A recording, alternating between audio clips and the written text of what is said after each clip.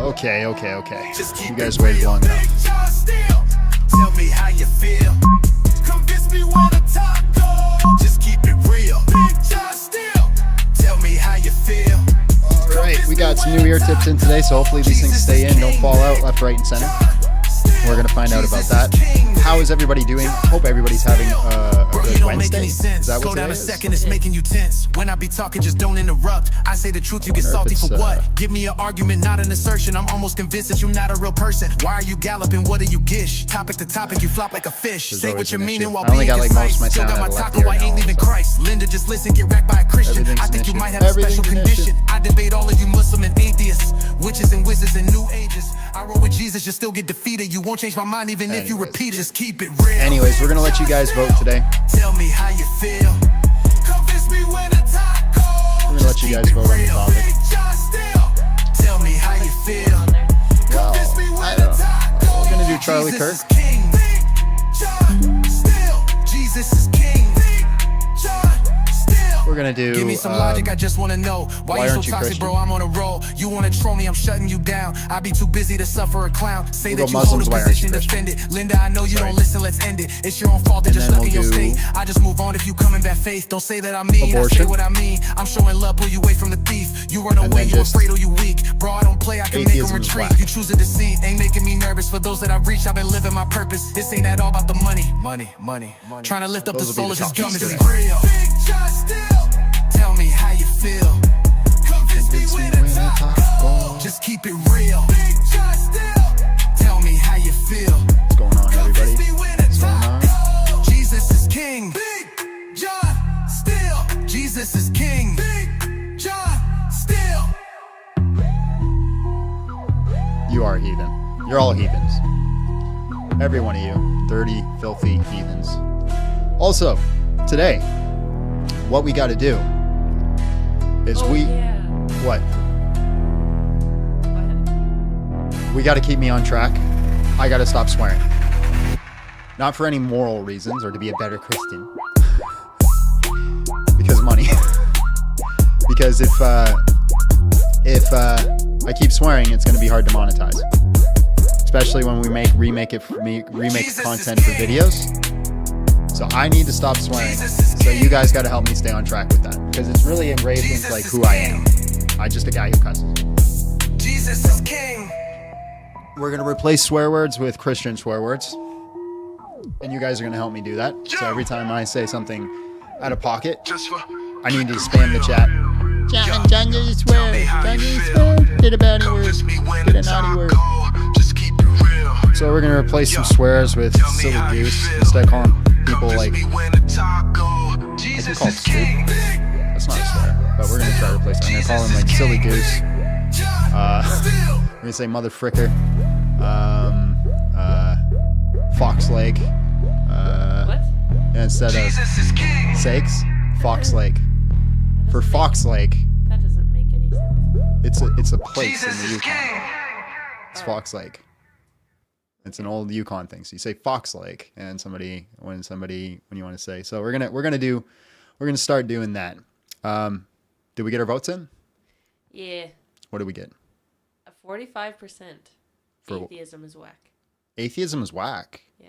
That took the lead today? What took second? Charlie Kirk. By how much? It's at 20%, so 25% difference. Okay, 45%. Atheism is whack. Okay, so I guess that's what we're doing today. All right, let me set that up. Atheism is whack. That's what we're doing, eh? Okay. I did not expect that at all.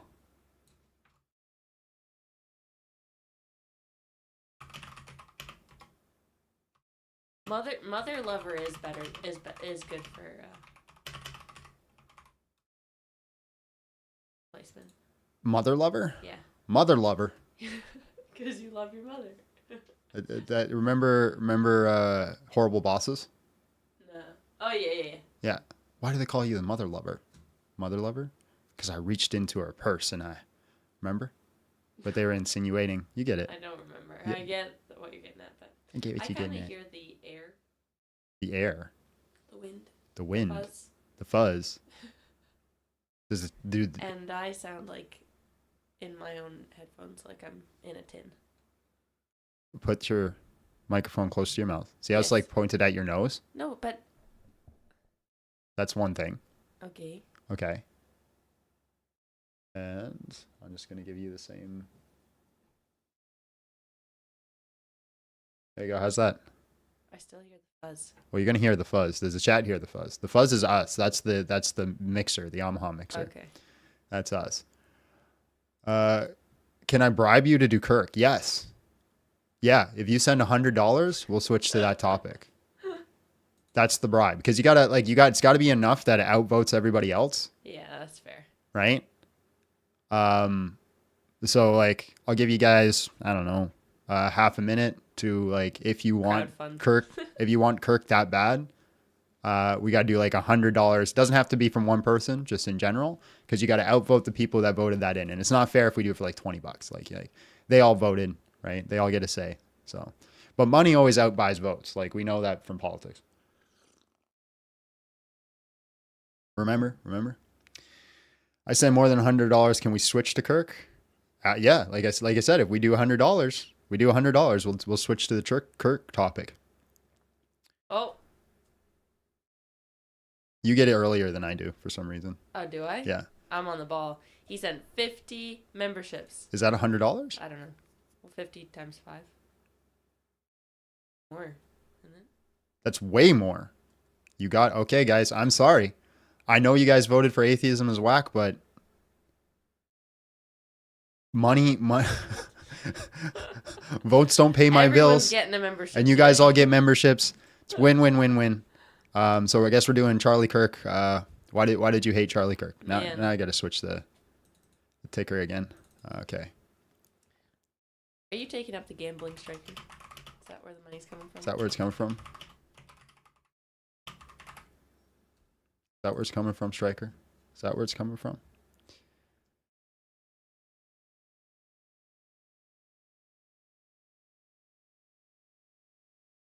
All right, that's the topic we're doing today. So let's do a quick prayer and then let's get into it. That's 250. Wow, he straight up did it. Brother Doink, I rarely get them. I'm always excluded. All right. I don't want to do an Our Father. We'll do that at the end. Lord, thank you for this day. Thank you for the blessings that you've given. Thank you for all that you provide. Walk with us this day. Be present with us this day. Allow the Holy Spirit to move through us and guide us to truth, and allow us to have good conversations. If we're not going to have good conversations, give us the sword to strike down the evil ones. In Jesus' name, amen. In the name of the Father, the Son, and the Holy Spirit. All right, that's the wrong button. We got to switch that. Why did you hate Charlie Kirk? Boom. There you go. That's the topic today. We should be good to go. Everyone smash the like button, share live, do what you need to do so we can get out to the people we need to get out to. And Abby, you can open the floodgates. Okay. You can open the floodgate. We can go right into the shorts. YouTube shorts is where the worst people are, because they're always so mean and vile, and I always get like ratioed in my my like to dislikes. Like every time I open up the shorts, I always got like 50% likes, 50% dislikes in the shorts. But then I go to like my longs and or my horizontals, and it's definitely not ratioed. But that's where the evil heathens are. That's where they are. You left out the last K on Kirk. Oh, on the ticker. Yeah.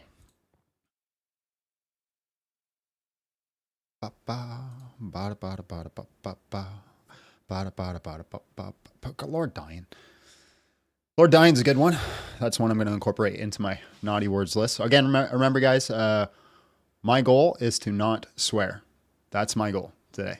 To not do any swears at all. So we're going to see if we can do it together as a team. You guys are going to keep me accountable. That's the plan. Is Funky in here, by the way? I got a question for him. I don't know if he is. I haven't seen him yet. He's a lurker sometimes. True. He's a lurker sometimes. I'm a DEI hire. I'm not qualified to answer. That's actually pretty funny. That's pretty good. I'm not going to lie. All right, guys, smash the like button, share the live, do the things you need to do, get out to the people that we need to get out to. We'll cuss for you. Yeah, well, I have that turned off so we can't see your swear words. So Striker says he's asking about Funky already, looking for his favorite child. well, I do got a question for him, and he's the only one who can answer it, unfortunately. Is big smee smart a swear word? Yeah, I think that qualifies as like that's going to get me demonetized. So I think we'd have to say, what we'll have to say, are you a flamboyant silly goose? That's what we're going to have to say on that one. Instead of like, are you a BGR? We're just going to have to say, are you a flamboyant silly goose? That's what we're going to have to do on that one. All right, we got a guest, I think. Let's see. Sometimes it says we do and we don't. Janny Jerry Pumpkin Pie. Hello, how are you? And just real quick, how old are you? It's Jenny Perry. Okay, how old are you? 23. All right, why did you hate Charlie Kirk? I absolutely did not hate him, but if I disagreed with him on something, can I ask you about it or not? Well, what do you mean when you say you don't hate him? Oh, I Did you like him? didn't hate him at all. I actually followed him for 2 years or something, yeah. I kind of want to keep it open. The week he got executed was one of the worst weeks of my life. I kind of want to keep it open for the people that like just really hate Yeah, sure. him. Like people just hate him, not like disagree with him. Yeah. Well, what did you disagree about out of curiosity? I was just college is a scam, and I really wanted, like, I actually wanted to ask him about it a few times, but like never got the chance. And I wanted to know if he like agree with everything that he says. Then what do you think about that? But no, I you know, don't think later. college is a scam. I think it has scam tendencies, but I think it's also the benefits you can get from it can outweigh the scam if you do it right. I think university can be kind of a scam. Yeah. That's true. Okay. You guys have a great day. God bless. Right. You too. God bless. Bye. Yeah, I'd actually love to go. So I guess maybe to answer that a little bit more, I would love to go to university. I want to go to university for philosophy and for like biblical studies, but it's $80,000, and I'm not willing to go in $80,000 of debt. That's where I'd say yeah, it's a scam. If it was like $20,000, maybe, but $80,000, no, thank you. No, thank you.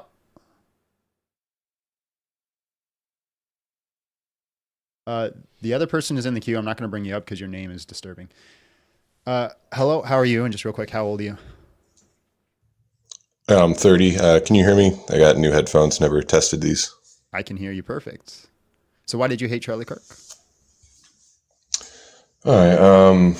Multitude of reasons, but I suppose one at a time is sorry. One at a time is probably the best to go. Big thing, Charlie Kirk was not stupid. He was not a stupid man. So when he said things that were blatantly false, I know what he's doing. So when he says things like...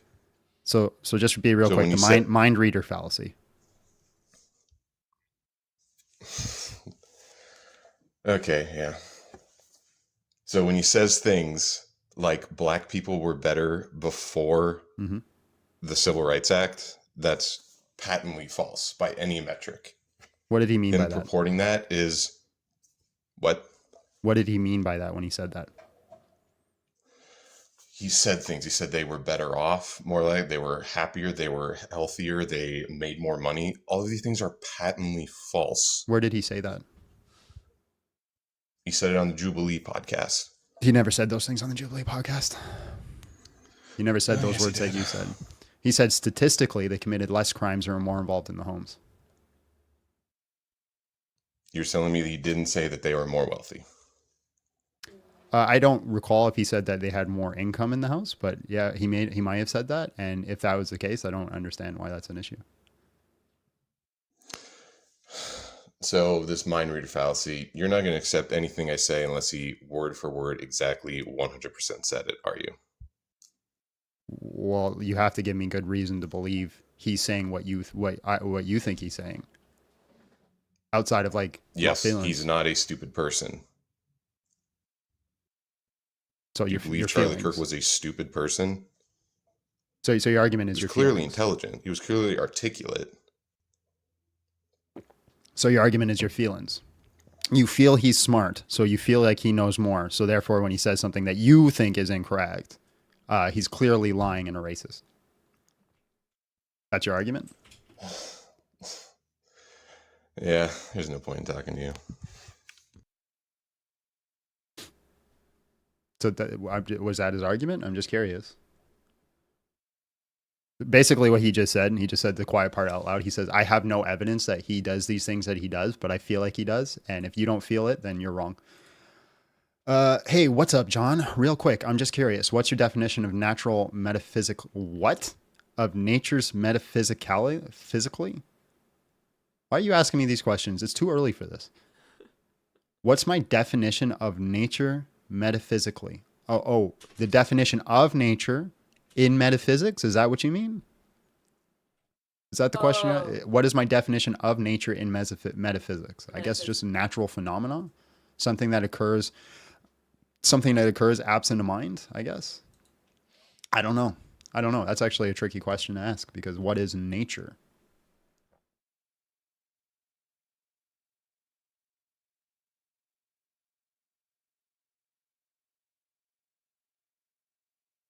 Mm-hmm. Now, just about 10 minutes. Hello, how are you? And just real quick, how old are you? 10 minutes. What I'm going to do is unplug the power. A little lightning bolt went off. I'm going to Hello? expose myself to UV rays that are probably not super healthy. And now my phone is apparently Hello? clean. I think the issue with this is I don't know if my phone's actually clean. What could have happened? Maybe while my phone was in there, maybe. All right. God bless.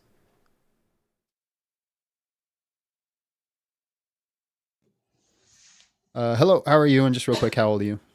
Good. How are you? I'm 37. How old are you? I'm 34. All right. Why did you hate Charlie Kirk? 34. Okay. I wouldn't say hate. I say I dislike him. Why did you I do think dislike it's Charlie Kirk? justified to dislike somebody if they're a racist. Okay. Why? How do you know he's a racist? Well, do you think that it's justified to dislike somebody for being a racist? Yeah, of course. If you're the opposite race, that would make more sense as well, because they like you, just could dislike you because of the color of your skin. Then yeah. So if they were racist, it'd be a good reason to dislike them. Okay. So there are multiple examples, but I think the strongest case for him being racist was a comment he made about 4 black women, Ketanji Brown Jackson or Jackson Brown, Michelle Obama, Sheila Lee Jackson, and I believe it was Joy Reid. He said something about how they lack the necessary brain processing power to be taken seriously, and that they had to steal a white person's slot to be taken somewhat seriously. Okay, let's find out if that's true. So That as to me we get is into very racist. that, Okay. these very simply stated questions do not require overthinking. So I suppose another question here, though, is where does this come from? Well, KBJ, Ketanji Brown Jackson, is what your country looks like on critical race theory. KBJ is your country on CRT. KBJ, Ketanji Brown Jackson, is an embodiment of the tyranny that we currently live under. She's an ideological, unintelligent, yet confident fanatic who is so dismissive that you might even ask the question of what a woman is. And so when she's not even able to answer simple questions on biological reality or the natural law that anchors the Constitution, then how can she possibly be prepared to defend it or the purpose of the Constitution? The answers from KBJ, outside of the fact that she won't answer the very simple ones, such as what is a woman, reveal a distaste for our structure. How will KBJ ever decide a case on a woman's right to choose? How will KBJ ever decide a case on... And then there's the one that you actually were quoting. Let's pull that one up. I quote, black women, the writer accuses Charlie of saying, and I quote, black women do not have brain processing power to be taken seriously. But if you go and watch the clip, the very clip she links to, you realize he never said anything like that. He never uttered those words. If we would have said that Joy Reid and Michelle Obama and Sheila Jackson Lee and Ketanji Brown Jackson were affirmative action picks, we would have been called the racist. But now they're coming out and they're saying it for us. They're coming out and they're saying, I'm only here because of affirmative action. Yeah, we know. You do not have the brain processing power to otherwise be taken really seriously. You had to go steal a white person's slot to go be taken somewhat seriously. The writer. Okay, so where was the racism? In saying that they lacked the necessary brain processing power to be taken seriously, and that they had to steal a white person's slot. You're just repeating what he's saying because they were black. You're just repeating what he's saying. So that's the racism. How's that racist? Is pointing out 4 black women. Do you think that was okay? Because he brought up their. Why did he say? What is the reason that he's? Hold on. What is the he reason brought that he up? said? Wait, hold on. I'm answering your question. Hold on. Let me actually ask my question. How are you answering my question if you don't know what my question is? Okay, so because you asked me a question about 20 seconds ago that I'm trying to answer. So why did he say that they had half the brain power? What was the reason? What was the context? Because he was talking about affirmative action. So the context of it was affirmative action. Affirmative. Okay, so was it because they were black? So he felt that they were undeserving. Yeah. So was it because they're black? It's because they were black. Because he clarifies. And it's because they're black. Because he clarifies. In the very next sentence, he makes it about race by saying that they had to go steal a white person's slot.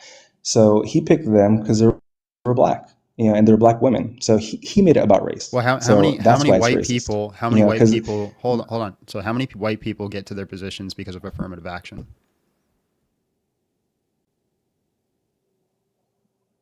Affirmative action also benefits women.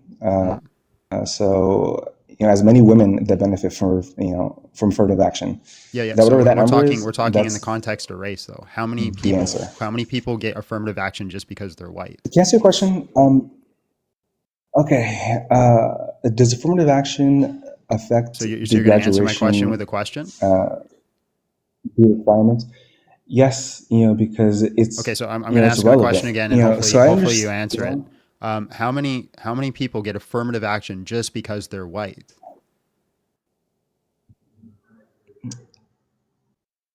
None.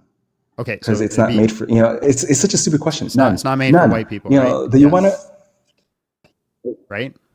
So it'd be very difficult down for this him trail. What's your point? Tell me your point. Yeah, I'm trying to, but you keep yapping. So it'd be very difficult for him to select specifically just white people as a category for affirmative action and whatnot because they don't exist. Yes, he's making it about race. Yes, yes. Of course, if he included white people in this, then it obviously wouldn't be racist. It obviously wouldn't be racist if he included white women here. That's not the question I asked you. But he didn't. That's why it's racist because he point. Okay, are white women selected because they're white or because they're women? Because they're women. Yes, this is about race. Yes, I'm not denying that. It's about race. That's why it's racist. In this specific category, when he's talking about these 4 individuals who are huge leaders in the world, right? Were they selected because they are women or because of race? It's completely irrelevant. Completely irrelevant because it's context, right? It's category. If he specifically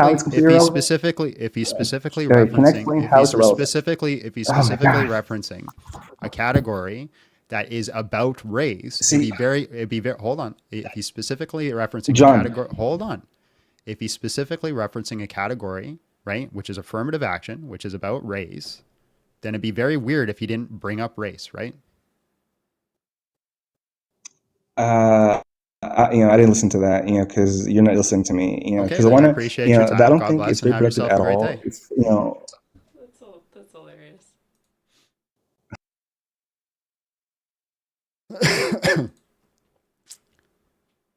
Let's bring up the next one.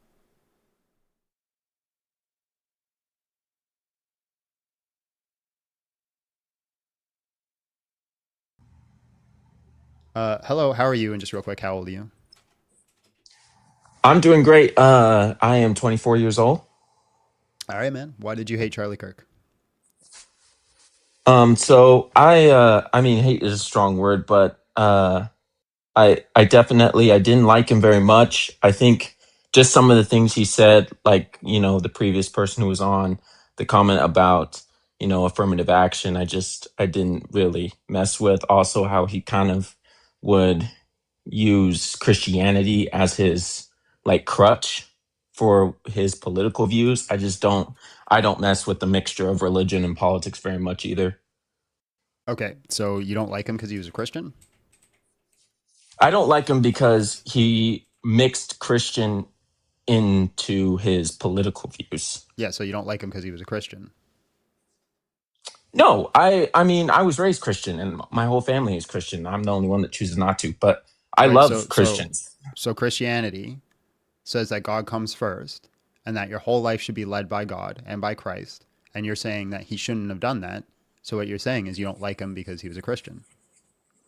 No, what I'm saying is there's a difference between allowing God and Christ into your life and trying to inspire other people to allow Hmm. God and Christ into their lives. But that's not something, but it's different than saying that that needs to be legislated and that certain Christian values should be legislated in order to basically force other people to do it as well. There's a difference. So I am in favor of Christianity. I love it. It's a great religion, but I'm not in Unless favor unless of unless Christians vote, then you don't like it.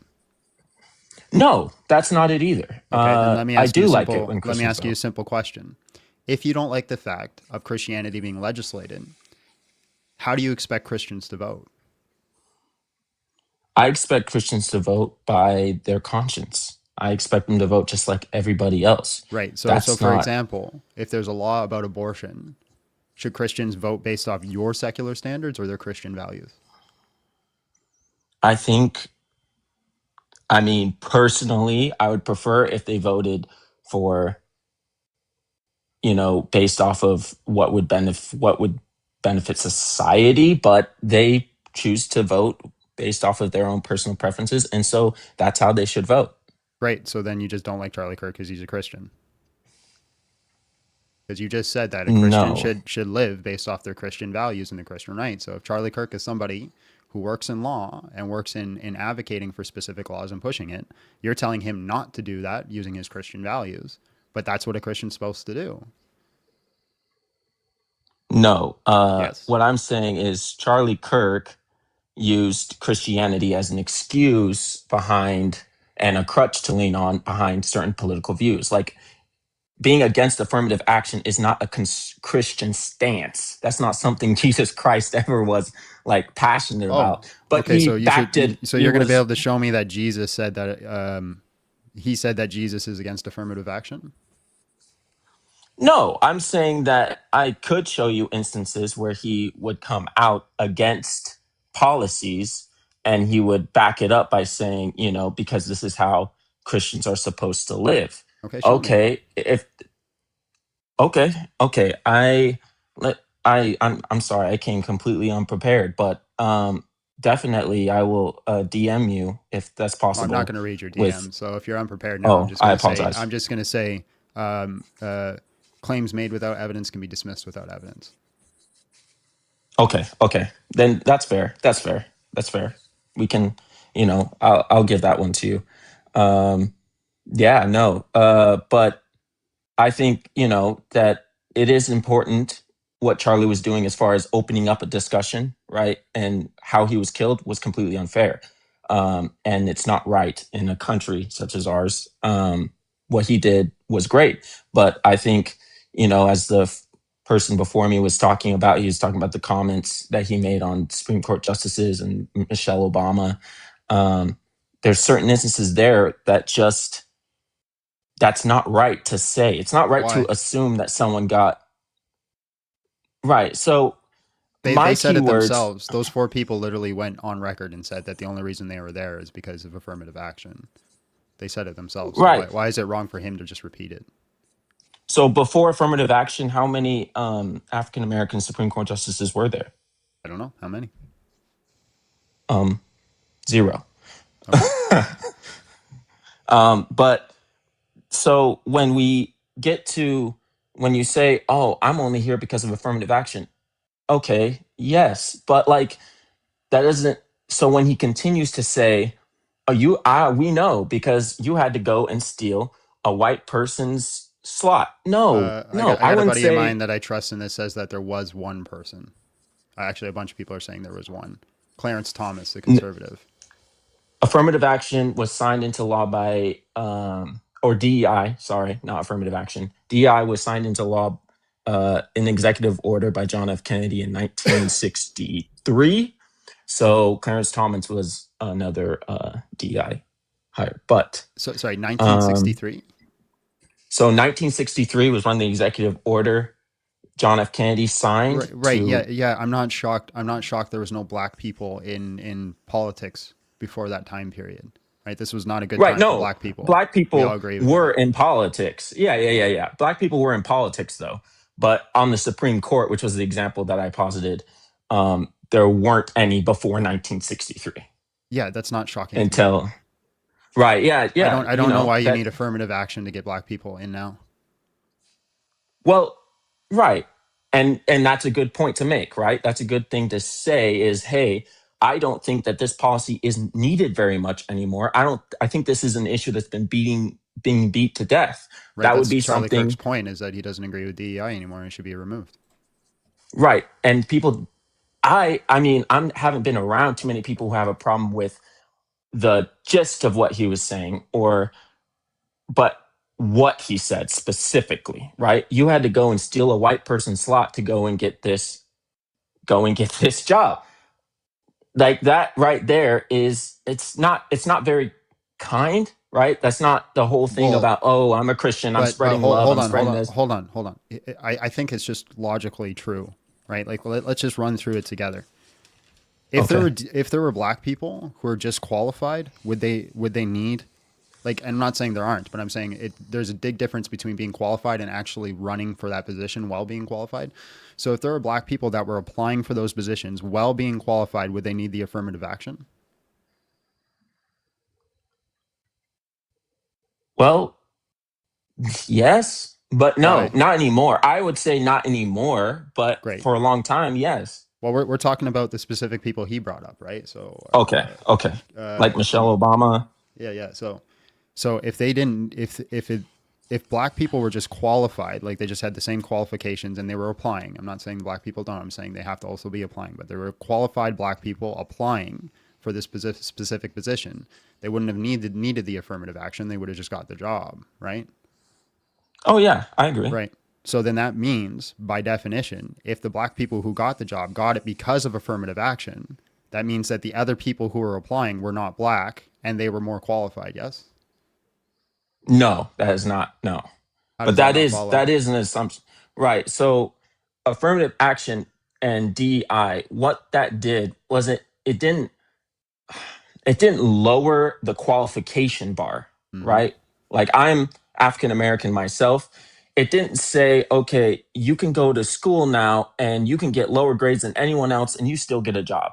It went, you now have the opportunity to go to school. And if you get grades, as good grades as anybody else, yes, now I'm going to get preferential treatment. But I still have to meet certain qualifications in order to get that preferential treatment. I actually think There was there's a lower standard for black people to get grades. Is there not?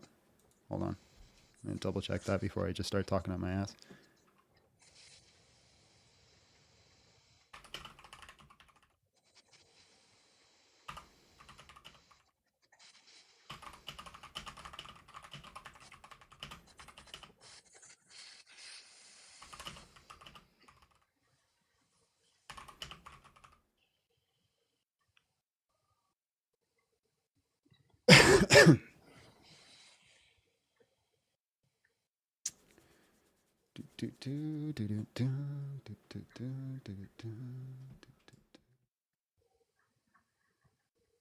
But I really appreciate what you're doing. You're really, you're, talking about things that really do need to be talked about, and I appreciate that. Thank you. Hopefully, I don't get shot in the neck. Well, yes, I'll pray for you, man.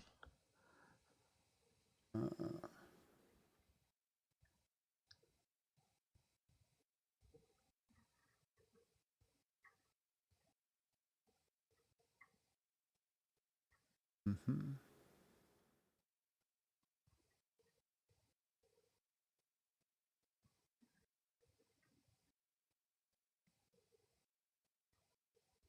Yeah, so affirmative action. So they do have to get the same grades when they're in there, but to get in there, black students who had lower test scores and GPAs compared to some peers would often get put in over them.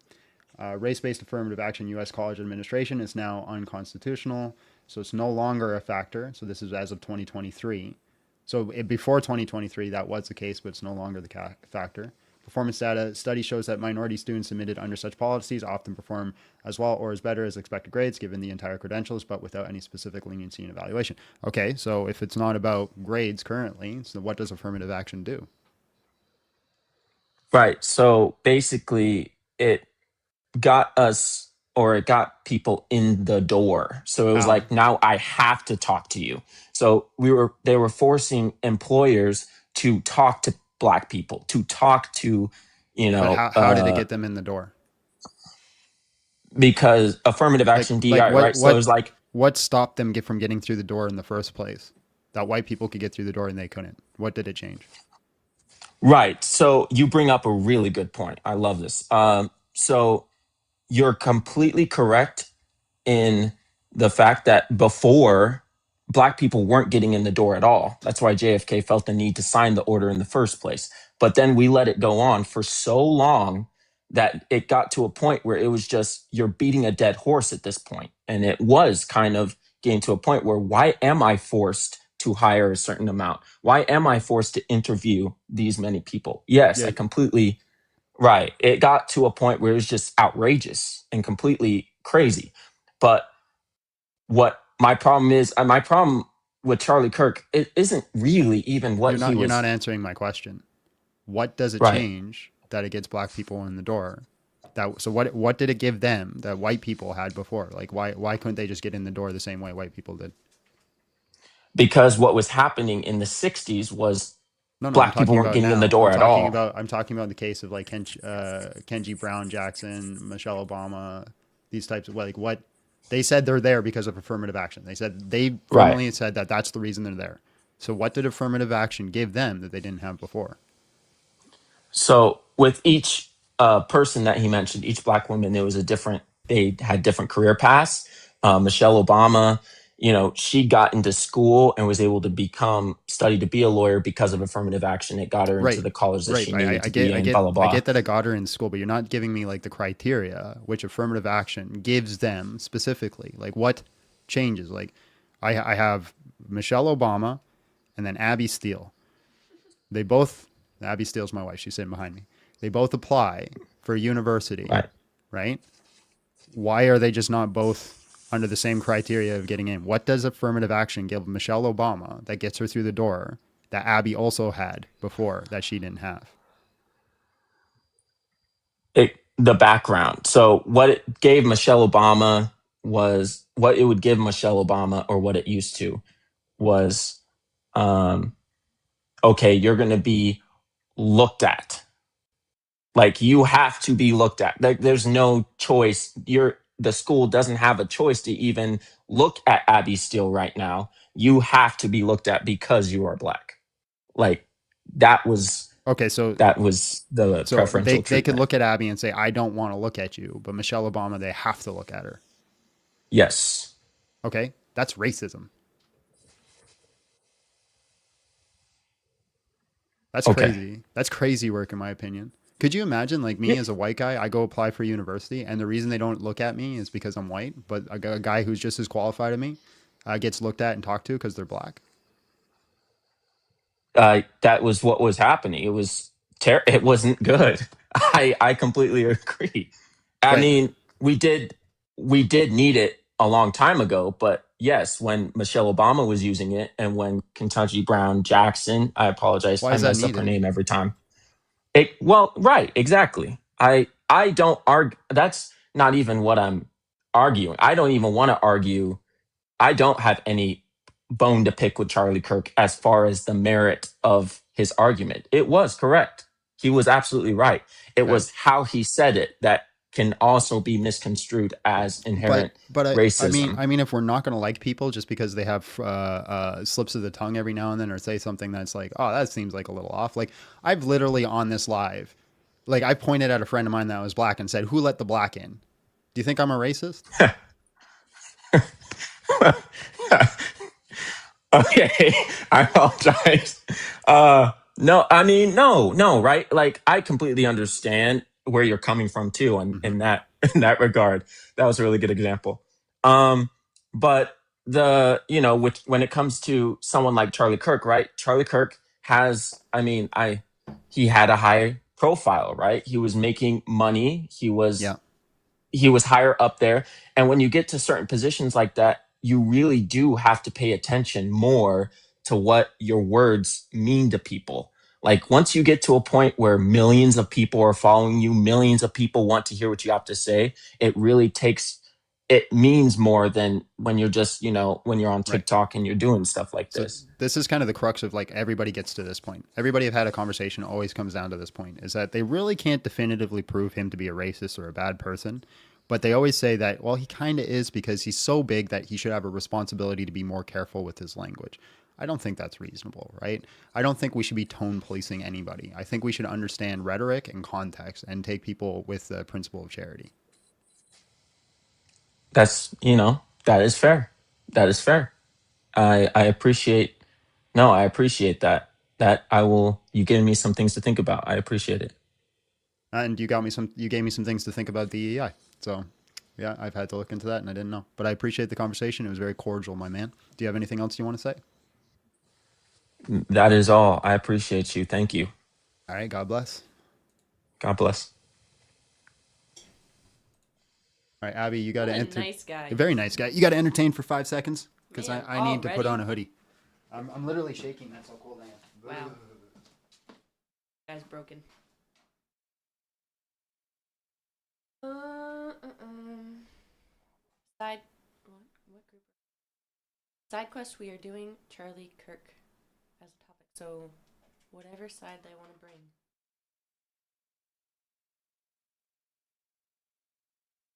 It was more cruel than we expected. Except I get frustrated when they're like, well, he shouldn't bring his Christian ideas into politics. When he gets into politics, he should just believe what I believe. That frustrates me because it's so dumb. He shouldn't bring his beliefs. What are you bringing? Put on my dad's favorite hoodie. I wore this hoodie and I had my hair cut fresh, so everybody like when people know me, I cut the sides of my hair completely, and I had to go back home because of a funeral, and I saw my dad. My dad looks at me. He looks at my hoodie. He looks at my haircut. He's like, with that hoodie and that haircut, are you a liberal? Are you a filthy liberal? I'm like, Dad, relax. Relax. It's just a haircut and a hoodie. Like, you're a liberal, aren't you? Look at that haircut. Dad, relax.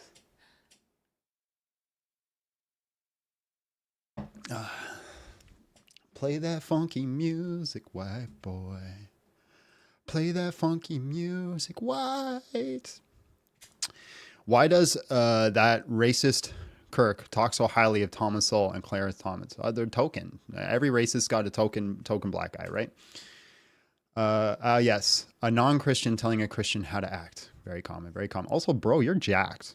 A&G lifts. Like, I don't know which one you are, but like, well done. That you put in the work. You put in the work or taken the needle. One of the two. But you still got to do the work when you take it. Hope y'all's day is going well. Our y'all's day is going well. I wish I had a Southern draw. Like, Southern draws are like awesome. Play that funky music, white.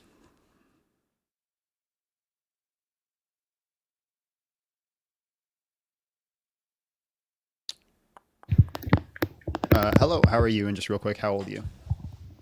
Hey, what's up? Can you hear me? No. Okay, I'll do this. Huh? Can you hear me? A little bit, yeah. Okay, so are you a real Christian or a MAGA Christian? A mega? Like a mega Christian? Like, Yeah, like there's a difference. MAGA Christians, you know, they're full of shit. They preach hate, yeah? you got to fix your mic a Preaching little that bit, shit. man. And I do gotta say, Charlie Kirk is a piece of shit. Play that funky music. Why? God bless. Play that funky music. I'm just kicking him because I couldn't hear him. You okay? Hello. Yeah, I'm good. All right. Hello, how I'm are you? Just real 41. quick. Okay, awesome. All right. Why did you hate Charlie Kirk? Like the previous person said, I wouldn't say hate, but dislike for sure. Why did you dislike him? Well, I wanted to add to some of the points of some of the people that came on before because I think they did a good job of explaining some things, but not so good at explaining others. Mm-hmm. The main point that I wanted to drive has to do with assumptions. I'll explain what I mean by this. So, in my parents' business, sometimes at their business, they're subject to theft, people breaking in when the business is closed, right? Mm-hmm. And so it could be that a lot of people could make the assumption that when you hear about that the business got broken into, the assumption for some might be, oh, somebody black did it, right? But then you look at the security cameras and you find no, it was a group of white guys Okay. that broke into the business. Okay. And that is the one of the core issues that I have with Kirk, because when he, for example, when he made the statement about him just, witnessing with his eyes that there's a black pilot, his assumption is going to be that the pilot is not qualified. Great. Why did you have that That is assumption? that assumption is racist because it could also be the case that another assumption could be going on, which could be that that black pilot that he's referencing could have been the most qualified pilot in the history of that Sure. company. That Sure. is also another assumption, but that's not the assumption he makes. Okay. He Why did makes he the make the negative assumption? assumption. He makes the negative assumption, Yeah, but and why that's did he why make the people assumption? feel it comes from a racist place because Why did he even make the the idea, assumption? I'll get to that in a second. So even the idea that the assumption is that the person is not wasn't as qualified as somebody else is something that, like for a person like me, that's not even something that crosses my mind because I Okay, may so see a person. why I did he mean, make the assumption? again, it could be because of his, um, racism that is kind of seeping through, and he feels that if he sees Why did he say? Why did he say he's making that assumption? Not mind reading. because What is the reason he said it? Because of why? Why did he say that he'd be worried if a black person is flying the plane?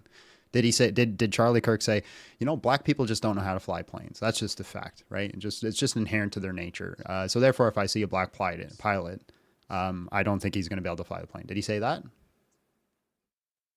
we both know he said that. He didn't say that. Okay, so then what did he say? Look at this hair.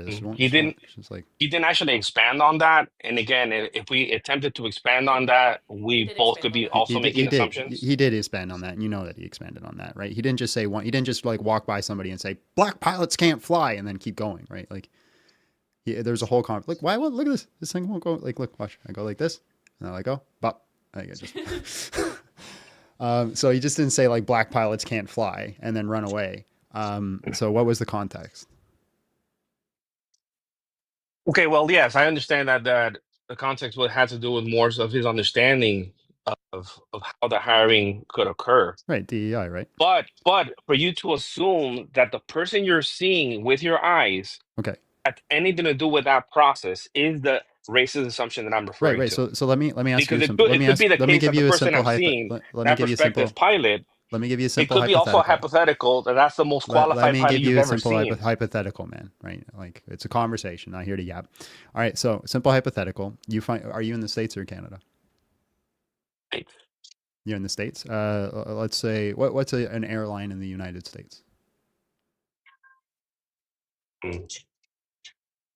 No, the JFK airport.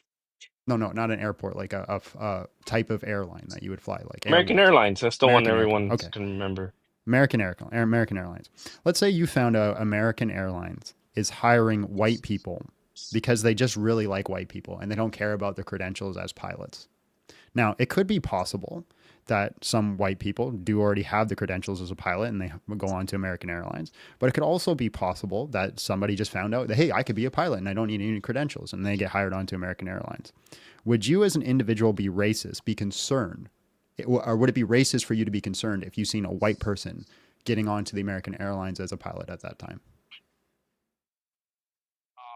That kind of thing concerns me all the time, actually, because there's many examples of, especially these happen in older generations, where people at certain positions, the only Are qualification they you going to needed answer was a my high school question, or are you diploma. going to go off into a different explanation?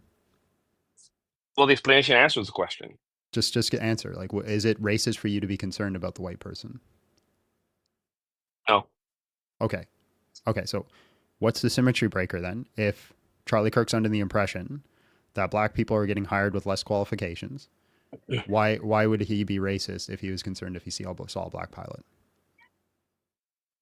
Because it is the case that white people that are in any industry, they have kind of been grandfathered into into any industry you can name, and because of that, it is customary. It is even normative within any industry for you to hire somebody white, and you don't think much of it because it's kind of like that's normal. That's just what happens. That's kind of what we've Yeah, had. you're not answering my question. Repeat the question. See, not listening. Not a good look. All right. So if it's not racist for you to be concerned if a white person's getting on the plane, if they're hiring specifically because they're white, why is it racist that Charlie be concerned if he thinks that black people are being hired specifically because they're black? Well, I stated this because of the assumption. Because the assumption is that the person that he's thinking of is not qualified. He doesn't know that. He was not part of Hold the on, hiring you're changing committee. you're not listening again. See, what was my original analogy about the white people? Some people might be qualified. Some white pilots might get on because they already are qualified, right? But some of them might not be because of the hiring system that's set up. Would you be concerned? Would it be racist for you to be concerned if you saw a white pilot? You said no. There's still an assumption being made there. Charlie Kirk, the black person could be qualified from his viewpoint, or they could not be because of affirmative action hires in his viewpoint. So how is he racist? Because he's assuming that that's a possibility. He doesn't know that. Okay, then the first scenario, if you would be racist too, if you were to say that you were concerned because a white person was flying the plane. Yeah, but we don't question it when it comes to a white person because white people just dominate any industry because they're also the majority. They're majority race in the country. So if you were to see a Well, white person anywhere, there's also no you wouldn't think affirmative. twice about it. Yeah, there's also no affirmative action for white people. So there's no reason Well, because they they have to didn't meet need the to have criteria no that. matter what. Right. They meet the criteria. They didn't have to do affirmative action for white people because they were kind of already there. They're already in every industry that you can imagine. Yeah, that's So fine. But you I'm don't need just to saying. push for I'm them to just continue saying. to be in the industries they're already in. Okay, so what does affirmative action do? What does it give black people that they didn't have before that white people had? I think the person before me kind of stated it. I think they explained it in a good way that I think answers it, which is that they just can even give them the opportunity to just have the interview. What's stopping them It from could be having the that simple. opportunity? The opportunity to have the interview could be really that simple. What's stopping them from And having the opportunity? well, one of the biggest things is population, right? Because Is for what? example, population. I'll give you an example. So imagine that there's an open position at a target, okay? And it's one open position, but you can have 1,000 people apply to that. There's no way that they're going to interview 1,000 people. Mm-hmm. So because you can't interview 1,000 people, you're going to have to narrow it down because Mm-hmm. time does not allow you to interview all 1,000 applicants. Okay.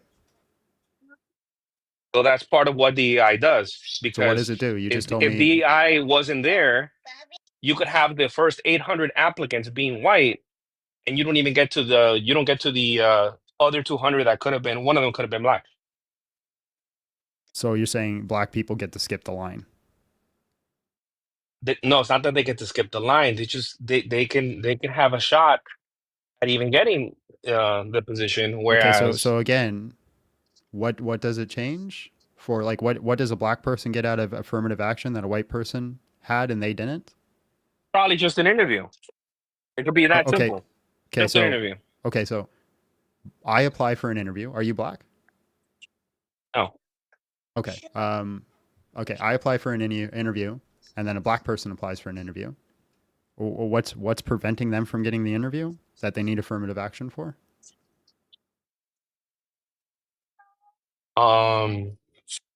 Well, it could be the people who's interviewing, Uh-huh. the interviewers themselves. They could have their own racism getting in the way of saying, you know what, we don't want to interview. I personally don't want to interview anybody black. So Okay. when the government's kind of saying you have to, then it's Okay. kind of like, all right, I have to kind of see past my racism and I have to bring that person in. Okay. So let's say I go to work for BLM, right? And then they say they don't want to hire me because I'm white. What's preventing them from doing that? Mm. I'd be foolish, by the way, and I don't think they would do that. But I'm just I'm saying, not sure the if they example hits. let's say I do go, it's a perfect example. It doesn't matter if they would or wouldn't do it. It's logically possible, right? Let's say I go apply for BLM, the movement, right, as a worker for their nonprofit, and they refuse me because they don't want to hire a white guy. What's stopping them from doing that?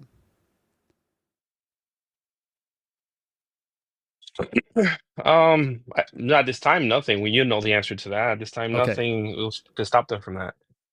Okay. So black people, right, are put in a situation ahead of white people because you're worried that white people might be racist.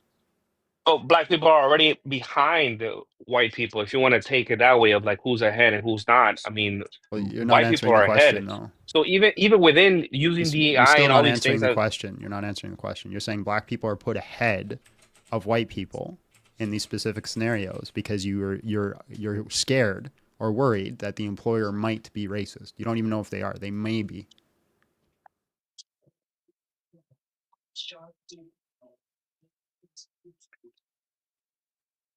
well, it's a probability. It just decreases the probability that that could affect things. But is that correct?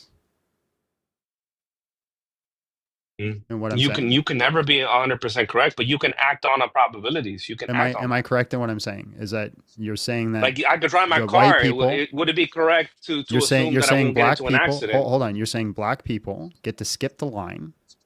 Well, hold on. Let's ask this. This is a better question because you said they still have to be qualified. So they get the interview with the black person, right? They get to skip the line, but they also get an interview with a white person. What's preventing them from just saying, I don't want to hire the black person? Nothing. Okay, so then how is this preventing the racism? Well, it does so in a way where like imagine um, like something like the NBA, right? So if you had two players that have the skill of basketball, but then you get the one player in and you're like, this is undeniably the best player I've seen. You're not gonna go against you a lot, and it happens in sports, and that's where it first happened. People did not go against their racism and then put the white guy on the field. They would put the black guy on the field even though they hated him because they Wait, know it what? was better for their team. So your argument is that they would get the interview and they would still hire them because the person is more qualified? They would hire them if they found that during the interview, this Hmm. person is the better fit candidate. Okay, so then why not just have interviews with black people if they can be better fit candidates?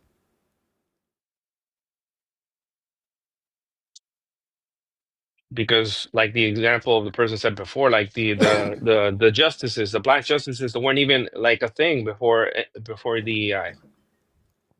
I would guess that it's not that they weren't applying; they just were being overlooked.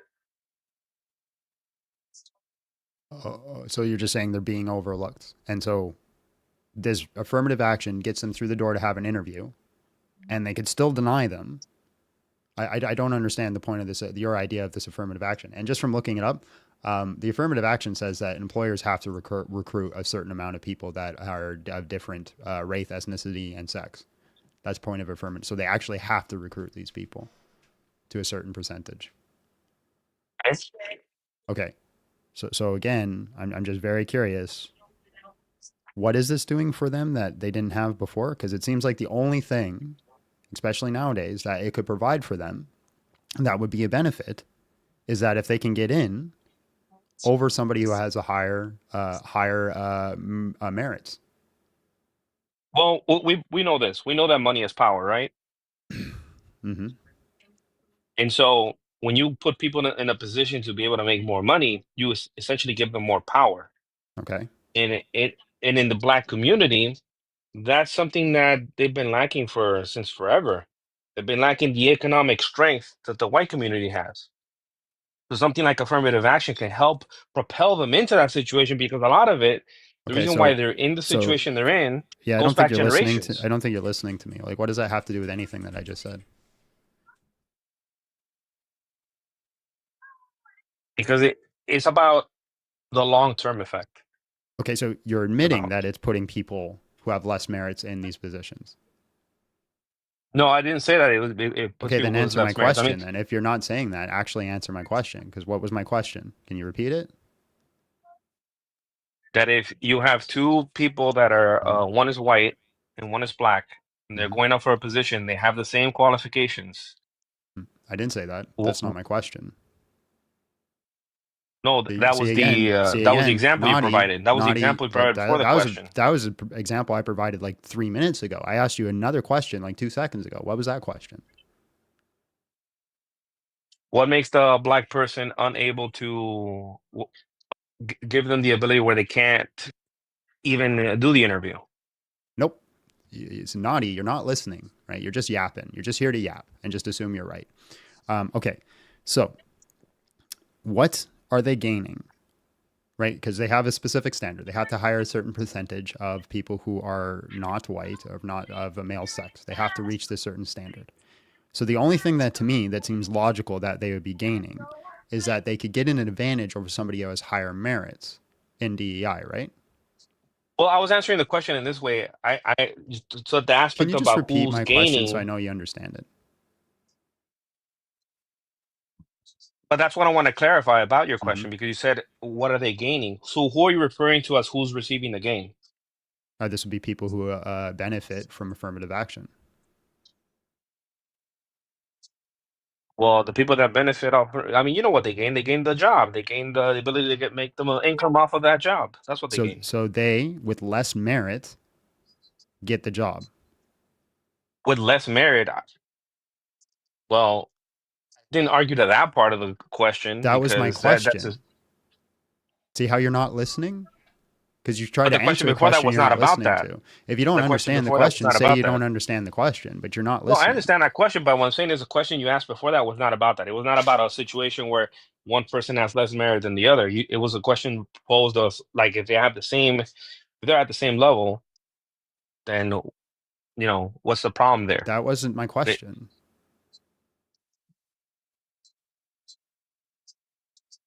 Now, the issue with the merit thing, here's the thing about it, which is another aspect of what some of us didn't like about Kirk. Right, so you're just going to completely ignore my question and just kind of trail off. Like, I'm going to give you a chance to answer my question again. If you don't answer it very directly and specifically, I'm going to move on in the conversation because it shows you're not arguing in good faith. So let's try this again. If certain places, so for example, in Canada, the RCMP, I was actually told this because when I was younger, I went and applied for the I went to RCMP meetings. RCMP is the Royal Canadian Mounted Police. One of the things that they told me at this time, specifically, and this is anecdote, that I was less likely to be hired because I was a white male. They actually said this to me, to my face, right? Because they already had enough white males. They had enough of them. So they had a higher desire to get in more people of different, sex and different race. So they wanted that because they needed to reach a certain criteria of diversity. This is affirmative action, at least in Canada. Not entirely sure how it works in the States, but that's how it works in Canada. So it seems to me that the only thing that it's giving people who are not me an advantage of is the ability to get in with less merit. Oh, because you're saying that the person that they would have got in there, it had not been you, would have been someone with less merit. They're prioritizing these people, which means that I have a less chance to get in, even if my merit was higher. Now, if I'm wrong, correct me and tell me, what are they giving black people? What is the point of affirmative action? What is the purpose and goal of it, if not to get them into positions with less merit? The goal is to put them in an economic situation where they could gain more power. And how do they put you in that economic situation to gain more power? Giving you the job. How do they give you the job? You having to apply to the job. All right. So again, I can apply to a job. What's the difference between me applying to a job and them applying to a job? Well, when it comes to like the example I provided earlier, the numbers aspect of it, there could be like 100 white applicants, and there's could be like 2 black applicants. So, and time does not allow you to, interview all 102 people. Some people are gonna be left out so of they an get interview. to skip the line. That was the original thing that I asked you at the beginning, and then you Right. said no, and we did a full circle. So with that being said, I'm going to move on now because you have been voted off by the chat. But I appreciate your time. God bless.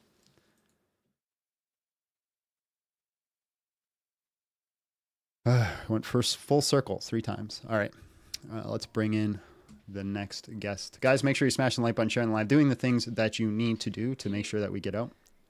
Check your chats. I am. Oh. Mitzrayim sent 1 Big John Steele gift membership. Thank you very much, Mitzrayim. Pup Mama sent 11 roses. Thank you. And then Mitzrayim sent another gifted membership. Thank you very much. Very kind, Mitzrayim. Again, is Funky World in the chat? I still got to chat with him. He said he's fishing. Oh, he's fishing? Sorry. Mitz said he's fishing. He's gone fishing? Yeah. Okay, good for him. I'll talk with him later. He's fishing. No, that's not the... You want Oh, he's listening? Yeah, I'm just talking. Can you put the mic not into your nose? I'm just talking. Is he in the chat or no? No. Okay. He's gone fishing. Good for him. Yeah. But Abby, see how the mic is pointed up? Point it down. So this will be like, there you go. Beautiful. Thank you.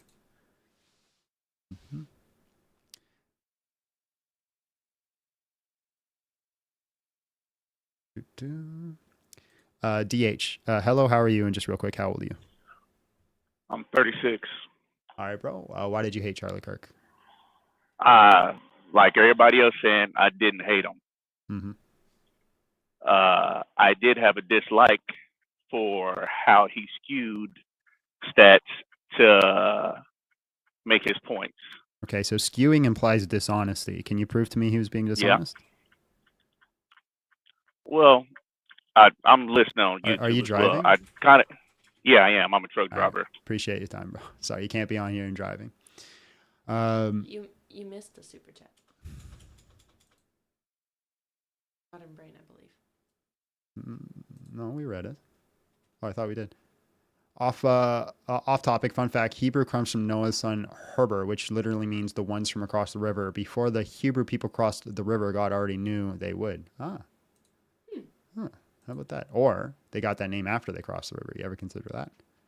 And then they just retroactively called them Hebrews? Why do you gotta ruin it?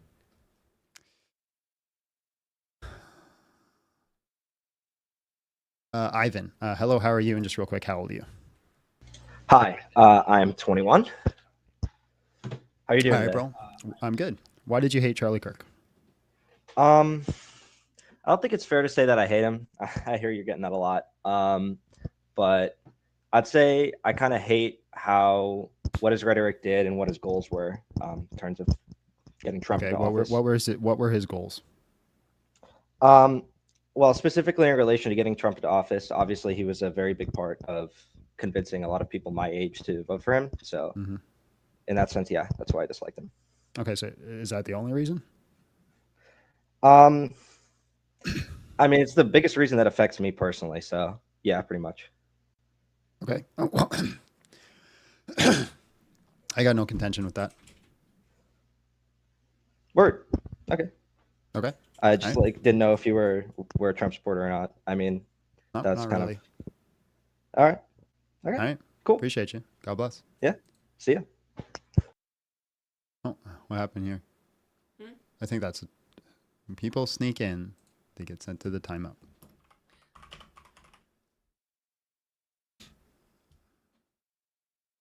That's concerning. I couldn't send them away. What? Scary. There we go.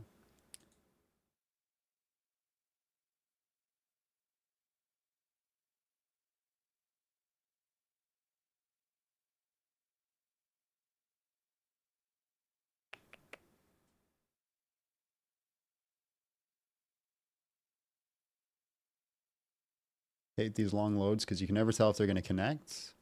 And if we're just sitting here doing twiddling our thumbs, because then sometimes I'm like, oh, they're not going to connect. I bring someone else in and then I have 2 people in the queue. So I just got to wait a second to see if something happens. Yeah. Oh, see? Hello, how are you? And just real quick, how old are you? 25. What's up? I'm good. All right, bro. Why did you hate Charlie Kirk? His haircut. All right, God bless. Appreciate your time.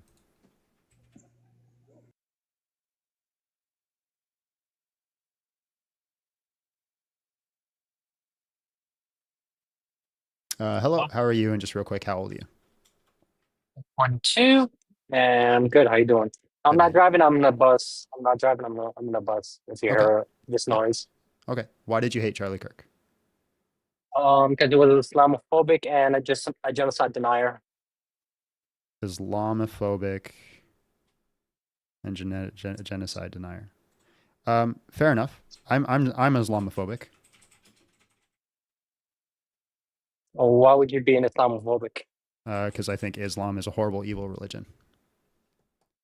Okay, but there's a minority that are in the, American forces that are defending America.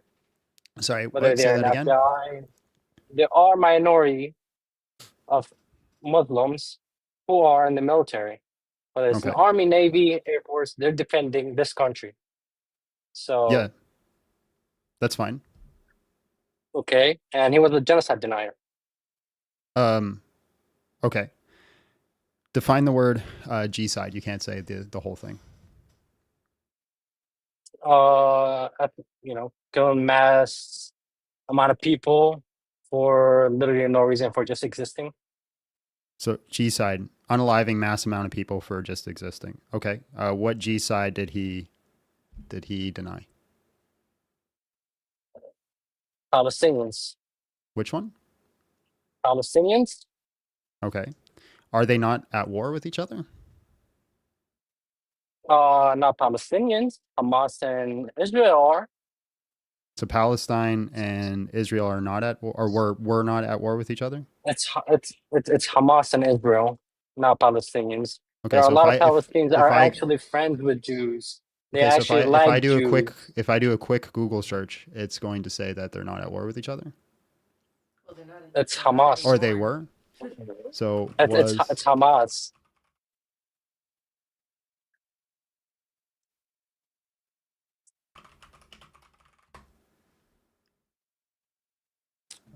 Yeah, so quick Google search says the Israeli and Palestine conflict, or Israeli-Palestine conflict, the Israeli war, Israeli-Palestine conflict, so I don't see Hamas-Palestine conflict. Or sorry, Okay, but I Hamas. found the name, but who were fighting on the ground? I'm sorry? Who were fighting on the ground? So Hamas was the that primary Hamas? soldiers. Hamas were the primary soldiers that fought on behalf of Palestine. Okay, and what were they fighting for? What? Well, you tell me. They were fighting for freedom. Okay. We're fighting for a fair chance of living. Great. What was Israel fighting for? The killing and the removal of Palestinian people from the land, not their So land, the land. okay, so they wanted the land. You guys wanted the land. I'm confused. What's the issue? No, they were there before 1940. Who came to Palestine in 1940? I don't know who. The Jews came to Palestine in 1940, and there's so many evidence. The Jews came to Israel? The Jews came to Palestine. There was no Israel. Originally it was Israel, right? Independent. No, it was Palestine. So hold on.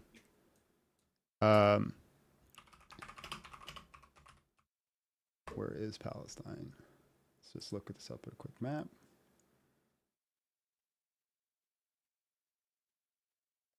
Yeah, it seems to be Israel. So you're telling me On that the map Jews right came now, to Israel? I'm talking about in 1940. Who came to Palestine or so-called Israel? Well, I don't know. You're saying it was Israel. So you're It was telling me Jews. you're telling me It was Jews. It was Jews. So hold on. who You're telling came- me hold on. You're telling me just real quick that the Jews came to Israel? Came to Palestine. Okay, what's the difference In between World War Palestine and II, Israel? Palestine was there before Israel became a state. How old is Israel? How old is Israel? It's about like It's what, 75? 75 years? 75 years? Well, yeah, it's about 75 years. Literally 75 years. When it became a country. 75 years, I believe. So Israel was in Since that land. World War II. Israel was Exactly. in that land. Hold on. Israelis were in that land, occupying that land because it's a primary trading route 6,000 years ago.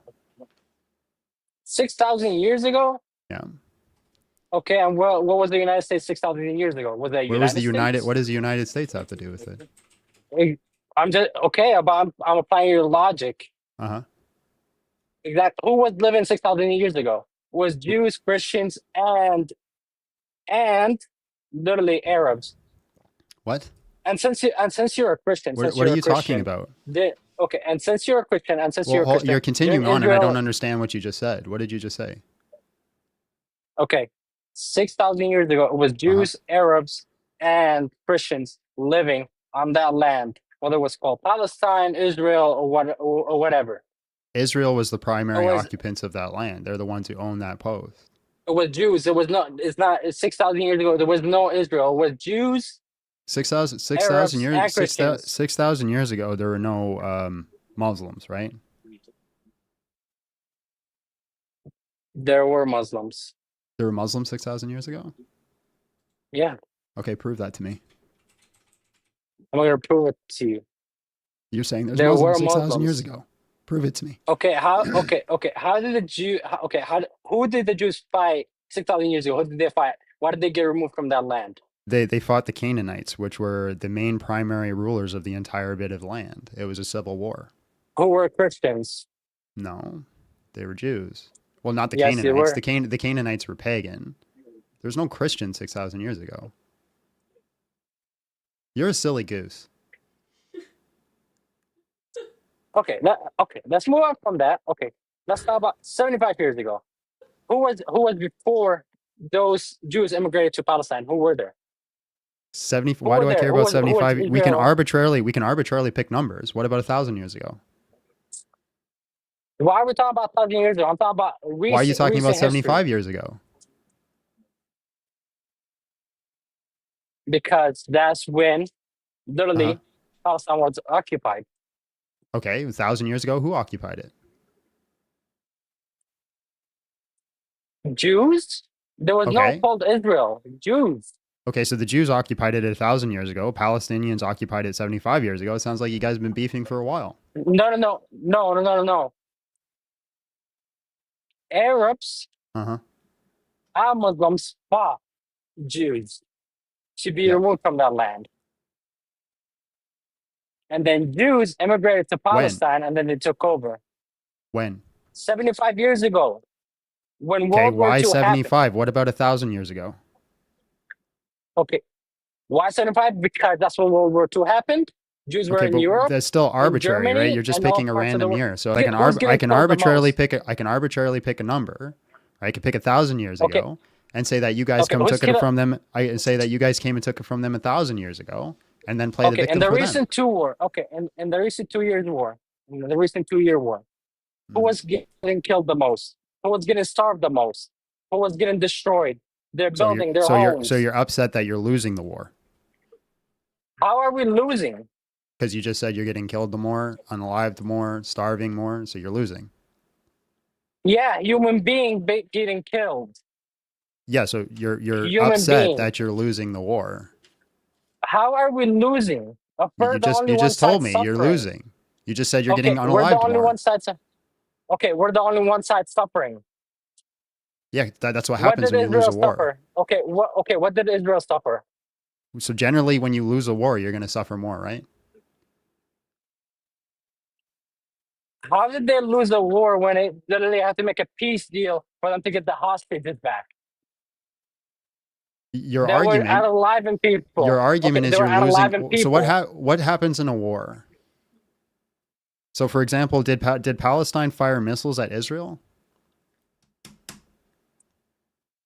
Yeah, they did Yeah, fire. yeah, yeah. What happened? What do you mean what happened? They got shut down?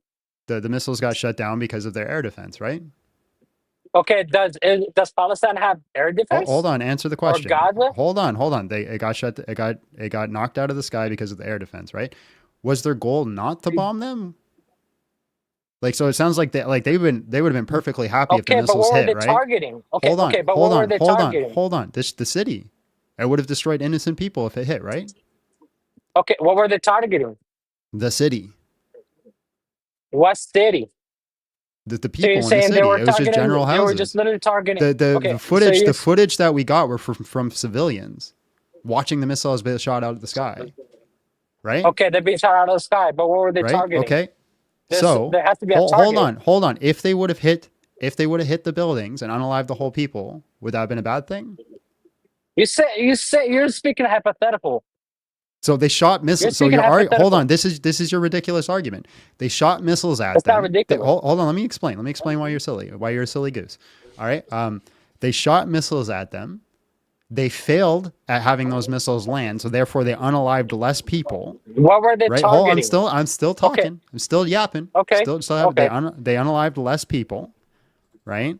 And Israel also attacked them, and they unalived more people.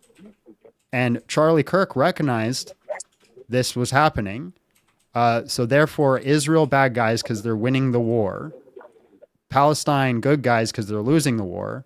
Charlie Kirk bad guy because he recognized that. He's a bad guy because he's a genocide denier. Okay, There was a what G side? genocide. There was a genocide happening. What G I side? literally was recognized. Again, you What do can't you say the mean? whole word. If you say it again, I got to kick you. What G side? He has been voted off by the way. Oh, you've been voted. I appreciate your time. Palestinians. God bless. Have a great day. Palestinians.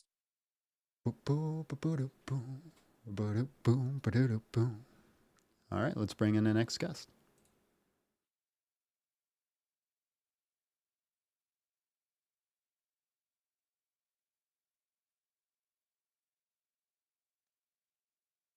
Randy, hello, how are you? And just real quick, how old are you? I'm 32. All right, bro. Why did you hate Charlie Kirk? I'm 32. Why did you hate Charlie? You got to turn me off in the background, bro. Hold on. Give me 1 second. Can you hear me? Yeah, I can hear you. Can you hear me? Yes, sir. Okay. So I didn't hate Charlie Kirk. I didn't dislike Charlie Kirk because I never met him. However, I did find issues with a lot of his famous ideas or arguments on the internet. A lot of them I think were to some degree baseless or just flat out kind of ignorant. Like, first of all, it seems like Charlie Kirk would be against anything that would be put in place in the furtherance of Black communities, right? Throughout history, we've Really? seen. Okay, so hold on. If that's the case, why did Charlie Kirk literally fund and run the Black Leaders Summit. But what is the Black Leaders Summit? It's a summit that specifically helps Black people get the tools and what do you call it, networking that they need to be put in positions to succeed. Who's come from that? There's one guy, really well-known guy on YouTube, who's made an entire career from something like that. He's a Black gay man who has now dedicated a good portion of his channel to defending Charlie Kirk's views because of what Charlie Kirk did for him.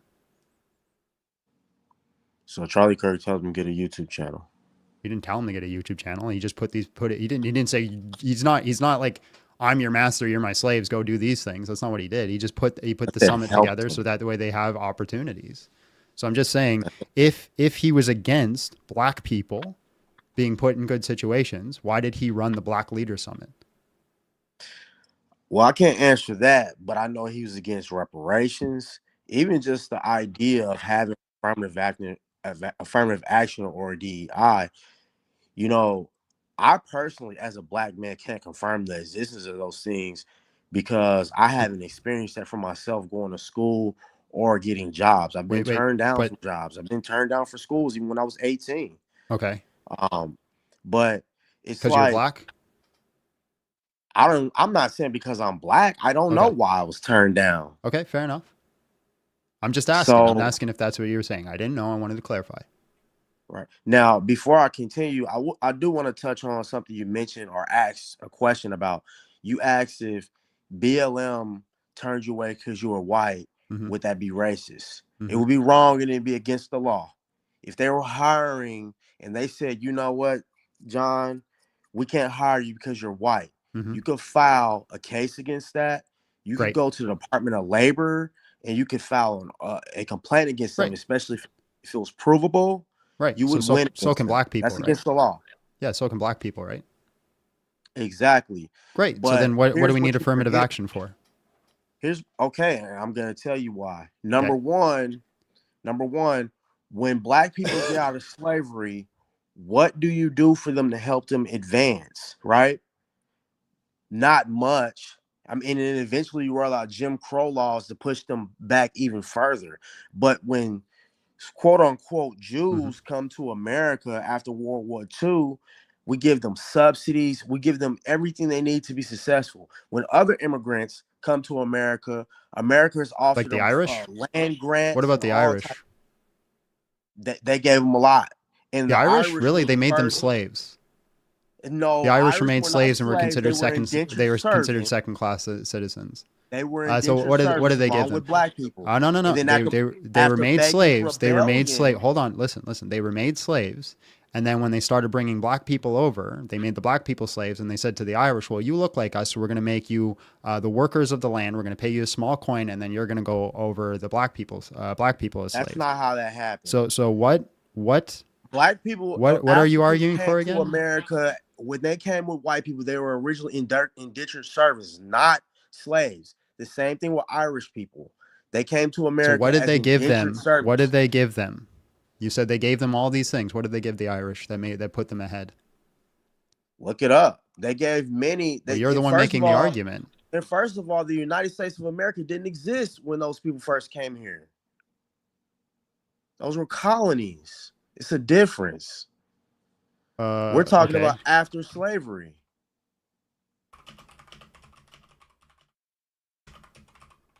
And what Black people got was redlined. Kansas City, Missouri. 1787. Still a red line area. If you look up the hold on, you're steamrolling. We're still on that stop. When did the Irish come to? And you're gonna pick out the Irish. That's one group of white people. How about you look at all the immigrants that came to America after slavery, instead of being divisive and biased? So immigration was between 1630 and 1921, and the United States was made an official country in 1787.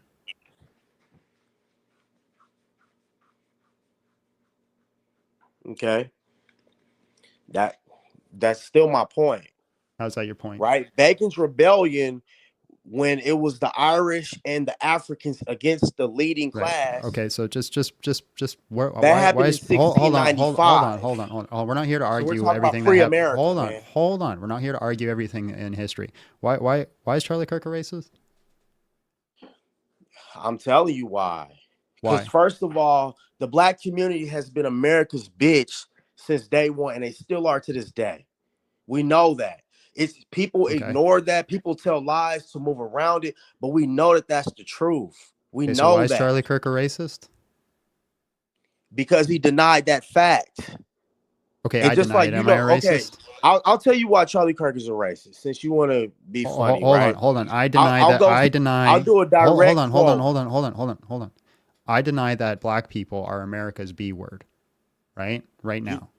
Now, am I a racist? That's racism. That's colorblind racism. So I'm a racist. It's not true. I'm racist. You're ignoring. Yes. Okay, so that makes you a racist. So even though I consider black people, you support systematic racism by saying it doesn't exist. Hold on. So even though I consider black people image bearers of God and completely equal with me into the laws of nature in the entire universe, and I wish nothing but the same for them that I do for me, I'm not finished, please. Even though I wish all those things, I'm a racist because I don't agree with something that you think. No, it's not something I think. Here's the reason why that makes you a racist. Because if you wanted that to be true, you would go against the systematic racism that exists today. But you don't. You deny the existence of it. Right. That makes Could I be you wrong? a racist. Could I be wrong? Because you support systematic racism. Could I be wrong? Could you be wrong about what? Yeah. Could I be wrong? Like, I don't think right now that black people is America's B word, like you said. I think black people are just as intrinsic as white people to the building and cultivating of the United States and Canada. I think they're just as intrinsic to that. I'd say that they're on equal playing field and have equal value. I could be wrong about that fact, but just me being wrong about hold on. I could be wrong about hold on. Let me land the plane. I could see why you didn't get hired for any jobs. Right? So I could be wrong about that fact. Does that make me a racist? Being wrong about something does not inherently make you racist. What makes you racist is how old are you, Mr. John Still? Just like you asked me. How am I what? How old are you? I'm 34. What makes you racist is living in a racist nation for 34 years and then acting like it just doesn't exist. Google this. You never answered anything that I said. I did. I literally just answered you. That's what makes you racist. If I'm wrong about that, you're not just wrong, though, John. You're complicit. You're not just wrong. You're complicit. Okay. Complicit in what? It's systematic racism. Like what? How about this, John? Okay. Google this. Google the effects of red line areas today in America today. There was a time where black Americans were not allowed to get mortgages to move. They were not allowed to go to other schools, across the tracks, as they would call it. A lot of these schools were only recently integrated back with the Topeka thing, probably 40, 50 to 60 years ago. Yeah, but I agree. I agree that if you go to St. Louis, I agree. Okay, for one, hold on. I'm Canadian, right? That's a big factor that you seem to ignore. But I agree. I mean, you're still a white man. So, well, hold on. It's systematic, right? We Canadians were literally the ones going across the border and freeing slaves. Okay. Yet you're supporting I'm still Charlie a white Kirk. man, so I'm still the problem. Like, explain that to me. So hold on, just real quick. Somebody who's in Norway who is never a part of those things, is he still the problem because he's white? There's possibility for that to be so, yeah. How? Because if you are working with the person who's directly doing that, if you're doing any other type of business with them and you're not working to hold them accountable, then you're complicit. And that's American values right there. Well, how does that have to do with the guy over in Norway?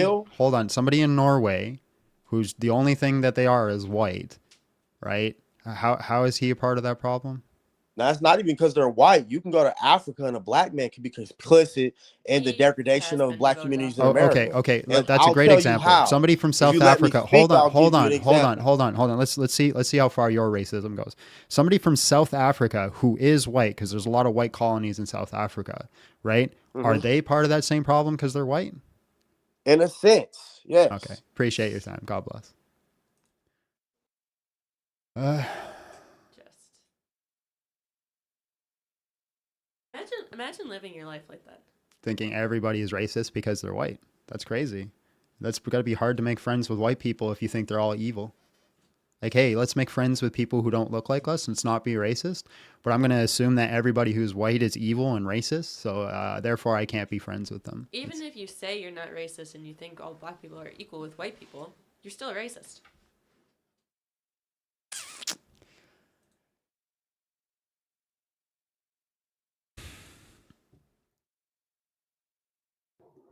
Hello, how are you? And just real quick, how old are you? 32. How's it going, brother? I'm good, bro. Why did you hate Charlie Kirk? I didn't hate Charlie Kirk. I don't have hate in my heart, brother. Okay, so why up here? Because I disagree with the theories that Charlie Kirk espoused. Like what? Particularly the Great Replacement theory. Okay. Do you know what the Great Replacement theory is? Yeah, that there's certain people that are trying to replace the current people in his country with people from different nations, so that way they can vote into the system to their specific views and values. Okay. And do you believe in that conspiracy theory, that it's a reality? I think it's completely irrelevant to the topic. You said you don't hate him; you just disagree with his specific political viewpoint. That's perfectly allowed. We can disagree with people's viewpoints. It's not a political viewpoint. It's a debunked conspiracy theory that's doused in racism. I'm sure if Charlie Kirk was still alive, he would have an argument on why it's not a debunked conspiracy theory. But like I said, right? You having a viewpoint that disagrees with his viewpoint is perfectly fine. That's allowed. We're allowed to disagree with each other's viewpoints. I'm more interested why people hated the man and celebrated his death. Okay. Again, he went as far as calling it a reality, right? He didn't just say, "Oh, I feel like you're not listening to a word I'm saying. I am, but you're not listening. Can you repeat what I said? You keep cutting me off. Can you repeat what I said? Let's just see if you. Okay, I'm gonna say this again. I'm gonna say it slower. Okay. Mm-hmm. When you espouse and go as far as calling a conspiracy theory that is debunked, by the way, a reality, especially one like the Great Replacement theory, the burden of proof falls on Charlie. Okay. Sure. Now Charlie like I said, if he was alive, I'm sure that he could make an argument for it. You're not listening to what I'm saying. So, I'm not here to defend the Great Replacement theory. That's not my goal. That seems like what you want to argue, right? You want me to argue that the Great Replacement theory is actually true. I don't know enough about it to make a claim one way or the other. Okay. What I'm saying, and you said you do not hate him. You have nothing but love in your heart for him. That's what you said. So you and I, we have no contention. We have no beef. If you just want to argue about that with somebody, I'm sure you can find somebody. Okay, well then let's have a conversation. But I'm not here to argue. I'm here to have a conversation. I'm here to argue. That's my job. It's a debate channel. Okay, brother. Well, God bless. You have a great rest of your day. All right, God bless. I find that so interesting. What? Just that because of a certain theory that he held. Well, he just said, I disagree with this. You're allowed to disagree with this theory. I'm perfectly fine with that. Like, I'm not here to defend everything that Charlie Kirk ever said or did. Like, he could be wrong about that theory. That doesn't make him a bad person. That doesn't make him evil. That doesn't make him racist. It just means he's misinformed on something. If you're going to argue that he's a bad, evil person because of it, then that's where we would actually have a conversation about it. But my goal here today isn't to defend every position that Charlie Kirk holds and say it's true. That's not what I'm doing today. My goal here is to defend the position that he was a good human being and a good, decent Christian. That's pretty much it. Please give those in basement blankets. I'm cold. Shut up and get to work. Jason Westbrook, $2 says, G-sides don't come with ceasefires. That's true. That's true. Mitzram sent 20 Big John Still gift memberships. Thank you very much. Thank you very much, Mitzram. Wacky Pizza Man says, the I hate CK Bingo won, but G-side though, he was racist because like no likey DEI. He was against me unaliving me baby. Orange Man bad. Nothing to do with Kirk. What else did I miss? I don't know. Did you get bingo? Did you get bingo? No, he needs 5. Oh, he needs 5. One more to get a bingo. And then Clown Goose? Oh, Silly Goose. I get it. Silly. I got it. Clown goose. You should call people clown gooses. You're being a clown goose. You're being a clown goose.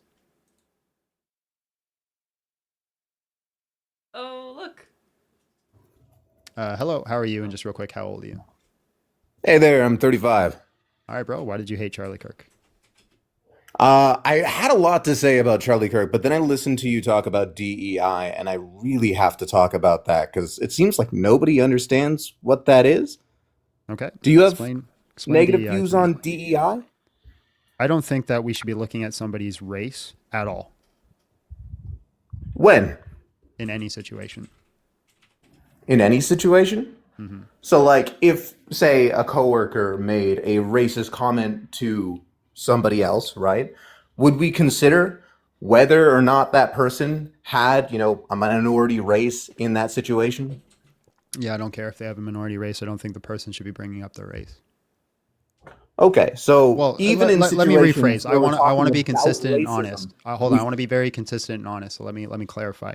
I bring up race all the time in jokes, but not in a sense to be degrading or to bring people down. So if you're talking in a serious manner, I do not think race should be considered. Okay. What do you think DEI is? Because it seems like you have a bit of a mix-up between DEI and affirmative action.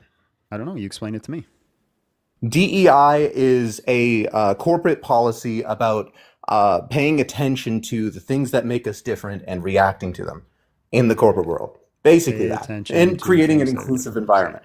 That's the diversity. That's the inclusiveness. We can get into the equity. Okay. So if there's a DEI hire, what are they hiring them based off then?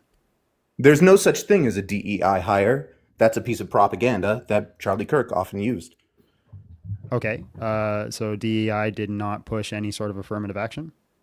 No. You know how you did a Google search earlier? I would love for you to do this right now. Could you Google, is DEI affirmative action? Just take 30 seconds. I already out of your conceded day. that. I'm not arguing with you. I'm walking with you through it. Why are you The so previous aggressive? conversation where you were talking about DEI was all about affirmative action for some reason, even though DEI has nothing to do with affirmative action. And Listen, I know. by the way, Listen, you silly goose. You silly quickly, goose. quickly, Hold on, in your hold on, chat, hold on. everybody Relax, assumes that DEI is about hiring quotas, and it's not. Okay, so here's the thing. I need you to relax. I need you to have a conversation. I don't know why you're so angry when I'm conceding your points. I don't understand why you think I'm angry. Am I talking too loud? Should I be quiet for you? Yeah, so you need to calm down and maybe hug your partner. Okay, I'll talk real soft. Thank you very much. All right, so what's the difference between DEI and affirmative action? DEI is about equity and inclusion and diversity in the workplace. It has nothing to do with hiring. Affirmative action is... Hold on. If it's about equity and inclusion in the workplace, providing equity, how does that not include hiring? Why don't we Google that? I'm asking you. I'm getting your standard. Let's for me not conflate the two. Why don't we just Google DEI? I'm getting your standard, right? You're the one making the argument. You have the burden of proof. The burden of proof is on you if you are asserting that I'm not asserting DEI anything. is I'm not making an argument, am I? Okay. All right. So then neither of us are asserting that DE&I has anything to do with hiring practices, right? Okay, so what is it then? It's about diversity, equity, and inclusion in the workplace, sharing other people's point of view, including people. So how do they provide equity if they're not hiring? I'm not certain on the equity. Why don't we look it up? Well, it's your burden. You go ahead. Well, I'm not. I am not asserting anything about equity. Did you just not say that? How do you include DE&I and the equity portion without including hiring? Are you asserting that equity has something to do with hiring? Well, I'm just curious how you give equity to somebody without hiring them on. You can give equity in the workplace, so things like pay, right? Okay. So, like, how would that work? Okay, so you want to include other people. You want to make sure that you're paying somebody according to their merits rather than their race. So you want to investigate. So then if it's based off their merit, why do you need equity? You need equity in the workplace, just to make sure that people. If it's a meritocracy, you don't need equity, because equity is about, like, if you're at a disadvantage, like it's that whole, like, picture, right? Like, equity is like, if you're shorter, you get 3 boxes so you can look over the wall. So if their merit is just as good as someone else's, why do they need equity to get a higher pay? I'm not sure. You know what? I'm going to concede the equity point. Okay. So then it seems like if you're saying DEI is about providing equity, then it seems like they're giving more to specific people because of their differences, like they're black or they're a woman. So they're giving You're more. saying it seems like, are you asserting that? I'm just asking based off your definition. Am I wrong? Okay, so while you didn't ask, you said it seems like. That's a statement, not a question. So when I say it seems like, that comes with the question mark at the end. There's a tonality to it. No, it seems like is a statement. So and if you I'm are telling you it's a asserting that it is question, that then way. I'm clarifying it's a question, right? Are you going to argue with me about whether I was asking Who, a question? what, when, where, or why? Please use those words when you want to ask a question. I'm sorry. Are you autistic? No, I just understand okay, English. so then you can understand nuance in conversation and rhetoric, right? I can understand when you make an assertion and then you want to pedal back and say it's a question. Oh, so you're a mind I reader understand as that well. perfectly. You're a mind reader as well, right? No, I just have ears. Oh, so you're a mind reader, though. You knew my intended goal. You assumed my intended goal and then assumed that I was just running backwards. So again, it's a question. Well, you did literally make an assertion and then you backpedaled. I am stating I don't care it's what your okay. intention Okay, was. I'm clarifying that it was a question. Are you going to answer it? What's the question specifically? Ask the question. Okay, so it seems in a form of a question that more is being provided to people because of their differences. Wait, hold on. Let me finish. I have to get you to start with who, what, when, where, or why. Some sort of question. All right, I appreciate your Ask time. a question. I'm going It to move seems on. isn't a question. I thank you It for your seems time. is an assertion. That is God so bless. ridiculous. Ask a question. He's saying, this is how I see things. Is this wrong? I phrased it. This is a question. So I could if you've ever played what do you call it? Did anybody ever play Knights of the Old Republic? There's a robot in Knights of the Old Republic, and the goats will know HK-47. HK-47. I'll never forget that. I played that game a lot when I was a kid. Because of it did not have tonality. It would say query and then give the question, or it would say assertion and then give a statement beforehand. So if I say at the beginning, this is a question, and then I start asking my question halfway through that, you cut me off because I didn't use who, what, where, when, why, or whatever. You're not arguing in good faith. All right, let's move on to the next one. So angry for no reason. Zero reason.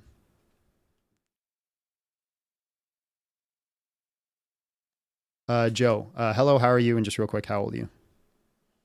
I'm 24. Okay. Why did you hate Charlie Kirk? I actually don't. I just wanted to make a reply against that guy that was angry and saying Appreciate your time. Just looking for disagreeers. Ava, hello, how are you? And just real quick, how old are you?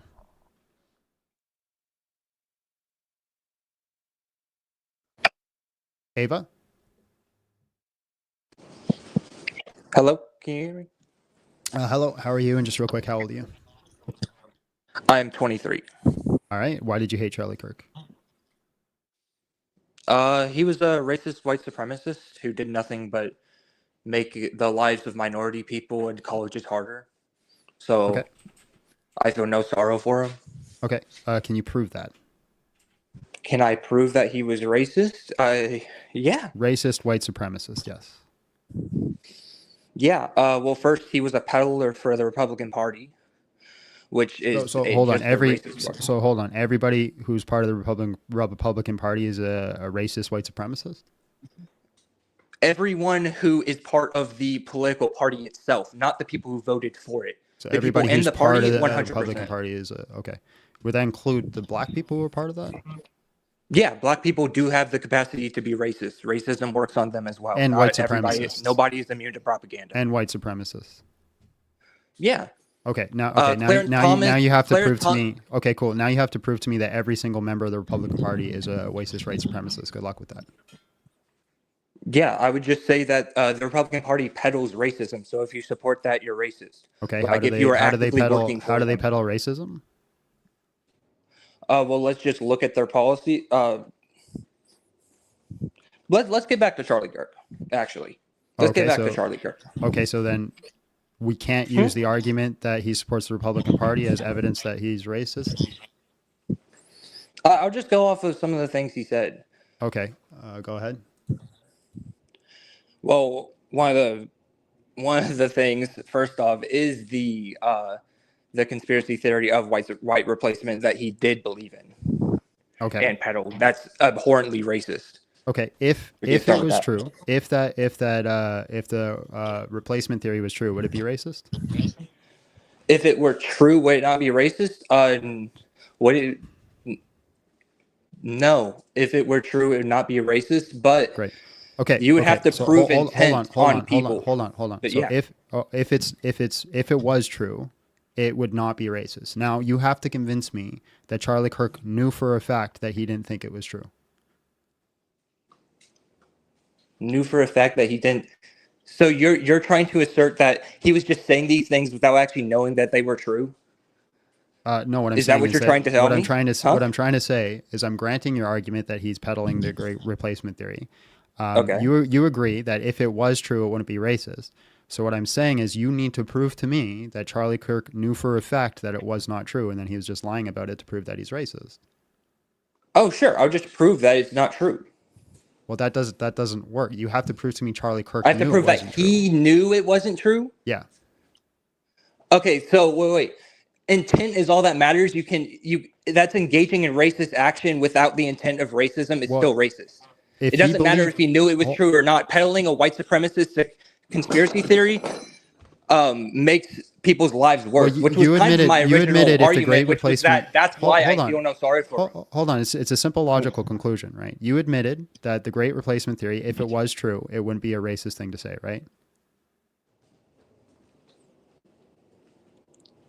That's you're kind of presupposing the question because not the question. You're kind of presupposing the argument I'm just because asking you a question. Can you I answer know. the question? Yeah, I'm answering it right now. Yeah, no, you're going to give a long tangent. The and not actually answer great question. replacement theory itself is a racist theory because in order hold for on, it to hold be on. true, You're not answering my question. You're dodging the question and escaping and I'm trying not to predict dodging where the I'm question. going. Yeah, absolutely dodging. So again, if you think if the great replacement theory was true, would it be racist?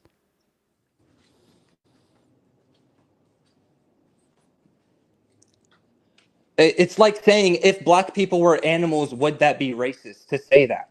Yeah. That's what you're asking me. Yeah. Now answer it. I guess the answer would be no. Right. So it would not be racist if it was true. If it were true, yeah. So great. So if Charlie since Kirk, it's not- hold on, since hold it's on, not hold on, true, hold on, peddling hold on, that hold is on. wrong. You haven't let me finish my argument. So if Charlie Kirk genuinely believed that it was true, genuinely believed it was true, then he would not be racist, right? No, he'd still be racist. Okay, so what makes you racist? Because believing something is true does not make it true. Believing something is true does not make it true. Just because he has some dumbass opinion doesn't mean he's not being racist. You don't need to be so angry. I'm not being angry just because I'm talking fast. To be racist, all you need to do is be wrong about something. That's your argument. Yeah. If you're wrong about something in a racist way, that is 100% racist. So yes, head 100%. knowledge. So being incorrect about things makes you racist. In certain instances, yeah. This isn't like obviously if you're wrong about something being the color red when it was blue, that's not racist, you know? But if you're wrong about a conspiracy theory that black people and brown people are slowly taking over populations, then yeah, you're racist for being wrong about that. Yeah. How does that make you racist? How does that make you racist? Peddling white supremacist conspiracy theories makes you racist because it makes the lives of black people harder. And you're buying into white supremacy. It doesn't matter if you're of your intention or not. You're still doing racist actions. I don't care about your intent. You don't care. You don't care if he actually was genuinely cared about black people and really thought they were, No, I don't really care because the outcome was the same. But because he was wrong about something. Hold on. And you guys don't want to have grown-up conversations about outcome. Hold on. Because he was wrong about something that again, he's not here to defend, right? I'm sure if he was alive, he could defend why he thinks it's true, right? I'm just granting that it's wrong for the sake of argument, right? But because you think he was wrong about a specific thing, he's racist. Oh, it's not. I think it's that the actual real truth is that he was wrong. The conspiracy theory is not true. It's not real. Unless you think it's real and you want to argue for that, go ahead, be the racist piece of shit. There's a reason why you're not arguing for it, and you're just saying, oh, Charlie thought this. It's because you know it's a racist piece of shit argument. Or we or just I just don't know You're enough about separating it. yourself from the argument because you know how bad it makes you look. No, because I It's don't know enough ridiculous. about. Okay, I'll say this. If you think it's because I'm hiding behind because I'm scared of how bad it's going to make me look, I don't know enough about the argument to make an argument for it one way or the other. Right? That's the truth. But if you're saying that I'm just hiding, I'll say this out loud. I think Canada is bringing far too many Indians into Canada. Why? What's the harm? The harm is in the community and the culture. So, for example, there's The been a community huge and culture? Yeah. I'm going to explain. For example, there's been a huge amount of kidnappings that have escalated since this happened. It's also very That's difficult. correlation, Yeah, no causation. Yeah. I'm just saying that that's the case. And Yeah, it's you want also, wait. hold on. Let me speak. You asked me a question. You asked me a question. Let me rebuttaling that. answer. Let me answer. No, I want you to rebuttal that stupid ass point Let me answer. because you just made a. Watch. Now you're muted. I don't like muting people, but I need to finish my answer before you spurge. Okay? So once you relax, I'll unmute you. I'm going to finish my answer, and then I'll bring you back in. Good? Hold on just one sec. John, we are talking about politics. I wish you the best with these conversations are going to be different. There is a lot of misinformation. Definitions have been altered. Racism doesn't mean the same thing anymore. Very true. Very true. All right. You done spurging? Yeah, go ahead, dude. Oh, great. And the biggest thing for me is the integration of culture. There's a huge amount of people that is not in the culture that I'm familiar with, that I've been around my whole life. They've now integrated into my systems that make it very difficult to operate in the way that I usually operated before. So, for example, huge language barriers, huge cultural differences. This is not the culture that I integrated in, and I've been forced to be in a different culture I never chose to be in. And so I don't like that. So you think that you should have a say over what culture gets to be around your community? Yeah. Instead of the community members themselves, instead of sharing cultures, you want to put up more walls? I'm not interested in sharing cultures, right? Like this is a whole thing, like within Black communities, right? Is they don't like the fact that when white people appropriate their culture. No, it's not. It's not the appropriation that they have a problem with. It's taking money out of Black communities from. Really, their, I've from saw using their videos. I've culture. saw videos of Black people getting mad at people for having certain hairstyles. I think that's a little silly. Do you think that's silly? I think it can be silly, but I think there's also like real criticism there when it comes to like certain rappers using certain hairstyles. Like I think that's a valid argument. Certain rappers? Yeah, if you're using Black culture and you want to use Black hairstyles as well, there's something to be said about that. 100%. And also, can I just address the point then you're not earlier about the kidnapping? melting pot mentality. You want to own your culture. Huh? You want to own your culture. No, you don't want to own your culture. You don't want other people to profit off your culture and bring the money outside of your culture. That's it. Okay, so then it's kind of like a capitalist hold on. argument If anyway, you don't so I want don't them to really profit, care. hold on. If you don't want them to profit off your culture, why are you accepting a whole bunch of immigrants? Well, now you're just saying that like, oh, capitalism exists. So like, Well, we but can't I'm just have saying, why immigrants. are they coming over if they're not going to profit?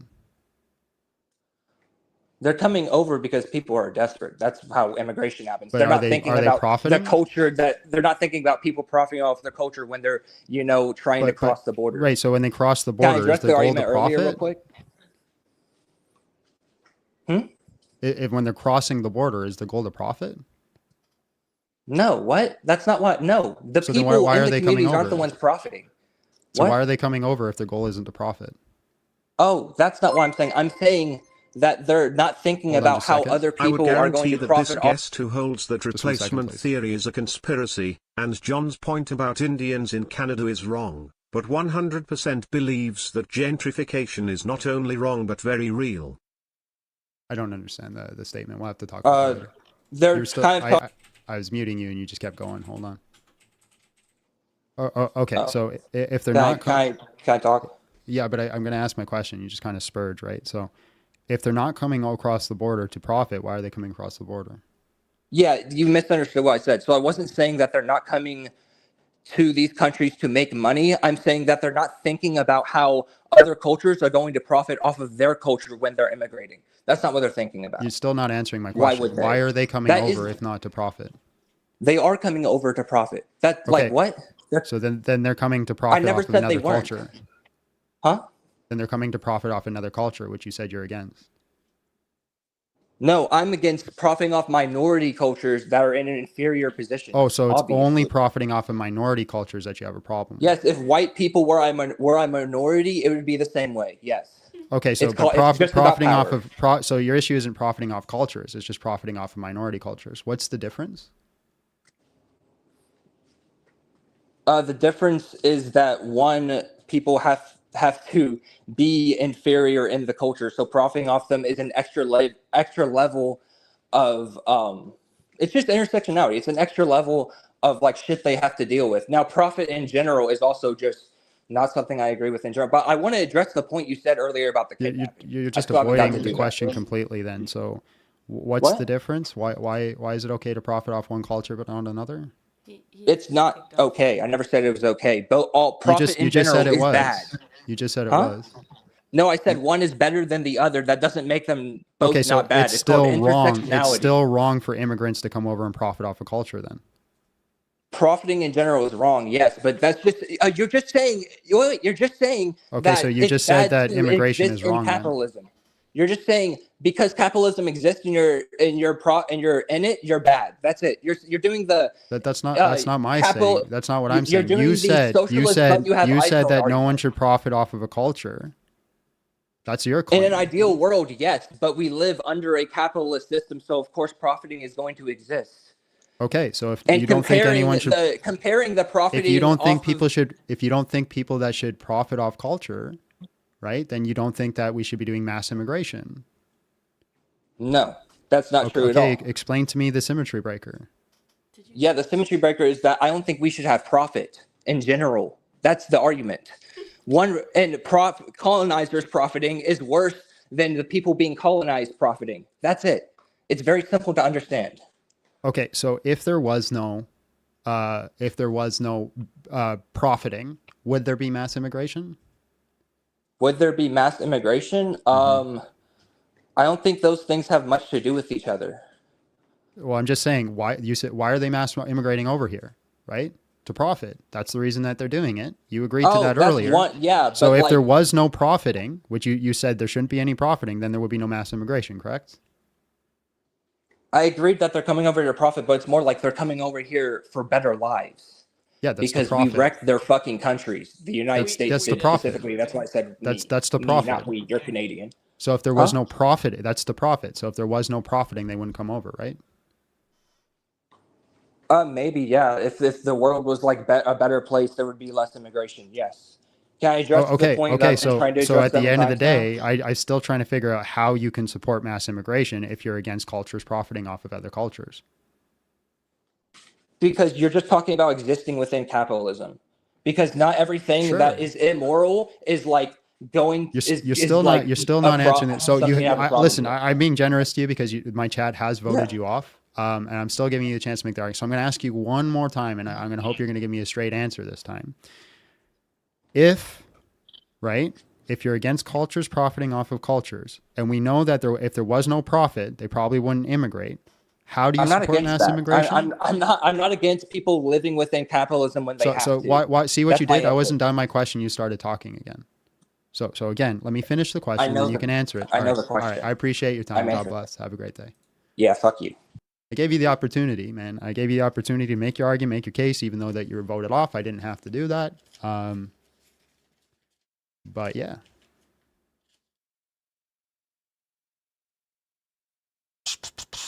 Oh yeah, I totally got cooked there. What do you want to do? Super chats? Yeah. Mitt sent another 20 memberships. Let's have a look-see here. Stop it. Stop it. Okay. Mitzrayim sent gifted memberships. Thank you so much. At this point, we're going to have nobody who needs a membership soon. Mitzrayim sent another 5 as well. Thank you. Thank you. Style rail we're working. Science tells us that Down syndrome is not contagious. After listening to this caller, I'm not so sure. Be nice. Kevin Clark, John, we're talking. Let's see if we can understand this now. John, we're talking about politics. I wish you the best with these conversations or going to be different. I wish you the best with these conversations or going to be different. There is a lot of misinformation. Definitions have been altered. Racism doesn't mean the same thing anymore. Okay? I don't understand the contention. Lighting squirrel came with $10. Injection. Linda, rest in peace, Charlie Kirk, and Christ is King. Assertion, the American left is pagan. Now let's see what Lord was rebuking me.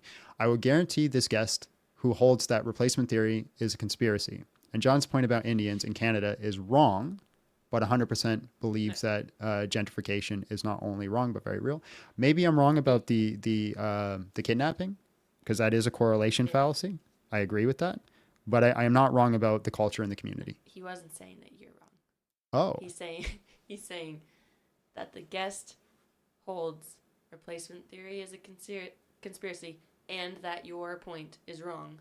About the Indians coming up. I understand. But he believes that gentrification.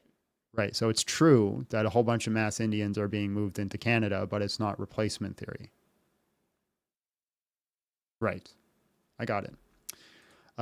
Kevin Clark, so adopting parts of others' cultures is wrong and only sticking with your culture is also wrong? Are you asking me? No, I'm not saying that. You can absolutely integrate into cultures and adopt them. What I would like to see is that if somebody wants to immigrate over to Canada, I would like to see them appropriate our culture. That's what I would like to see. Because we live in a culture, we've established a culture, and we live by it. I'm more than welcome. Come over. Come over, but I think there's certain standards that you have to achieve. Right? And I think a big part of that standard is integrating into their culture. So if I was to move to, I don't know, pick a random country, Abby. Well, it's just freaking India. Okay, if I was to move to India, I think a big part of me moving to India is I'd have to adapt into their culture, into their standards and how they live. Actually, that is the case in India. If you do go to India, you have to do that. If you don't do that, they don't let you stay. It's so frustrating because, like, India is not begging for Canadians to come there and being like, we need to get more diverse here in India. Let's get all the Canadians and the Americans here. Actually, and India straight up said they do not allow Muslims in. There's a political leader that said that he does not want to allow Muslims in. They have their own culture. So if we did go there, we'd have to adopt their culture. And that's what I'd say. If I go there, I'd have to push myself into their culture and make myself more accommodating to them and their culture, not trying to impose my viewpoints and my beliefs and my standards upon them. That's all I'm saying. And I think the problem in Canada is that they're pushing so many people from India into here that there is not enough time for them to assimilate. Now, the assimilation, I agree, is in time that's going to change. In a couple of generations, they're going to be assimilated and the culture is going to be different. But I don't get to live in that culture in a couple of generations, right? That's the futures culture, so I don't get to participate in that.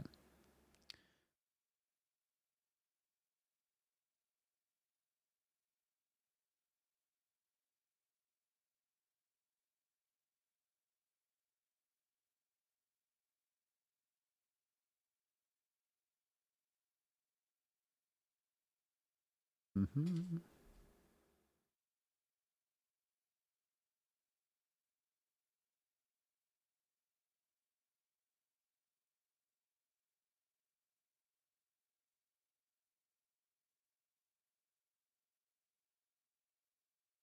Uh-oh, I might have accidentally brought up. There we are. Hello, how are you? And just real quick, how old are you? I'm 45. All right. Why did you hate Charlie Kirk? I really don't. Actually, it was your poster that as I was swiping through TikTok and I saw that it triggered my nervous system and I thought, what is this all about? Um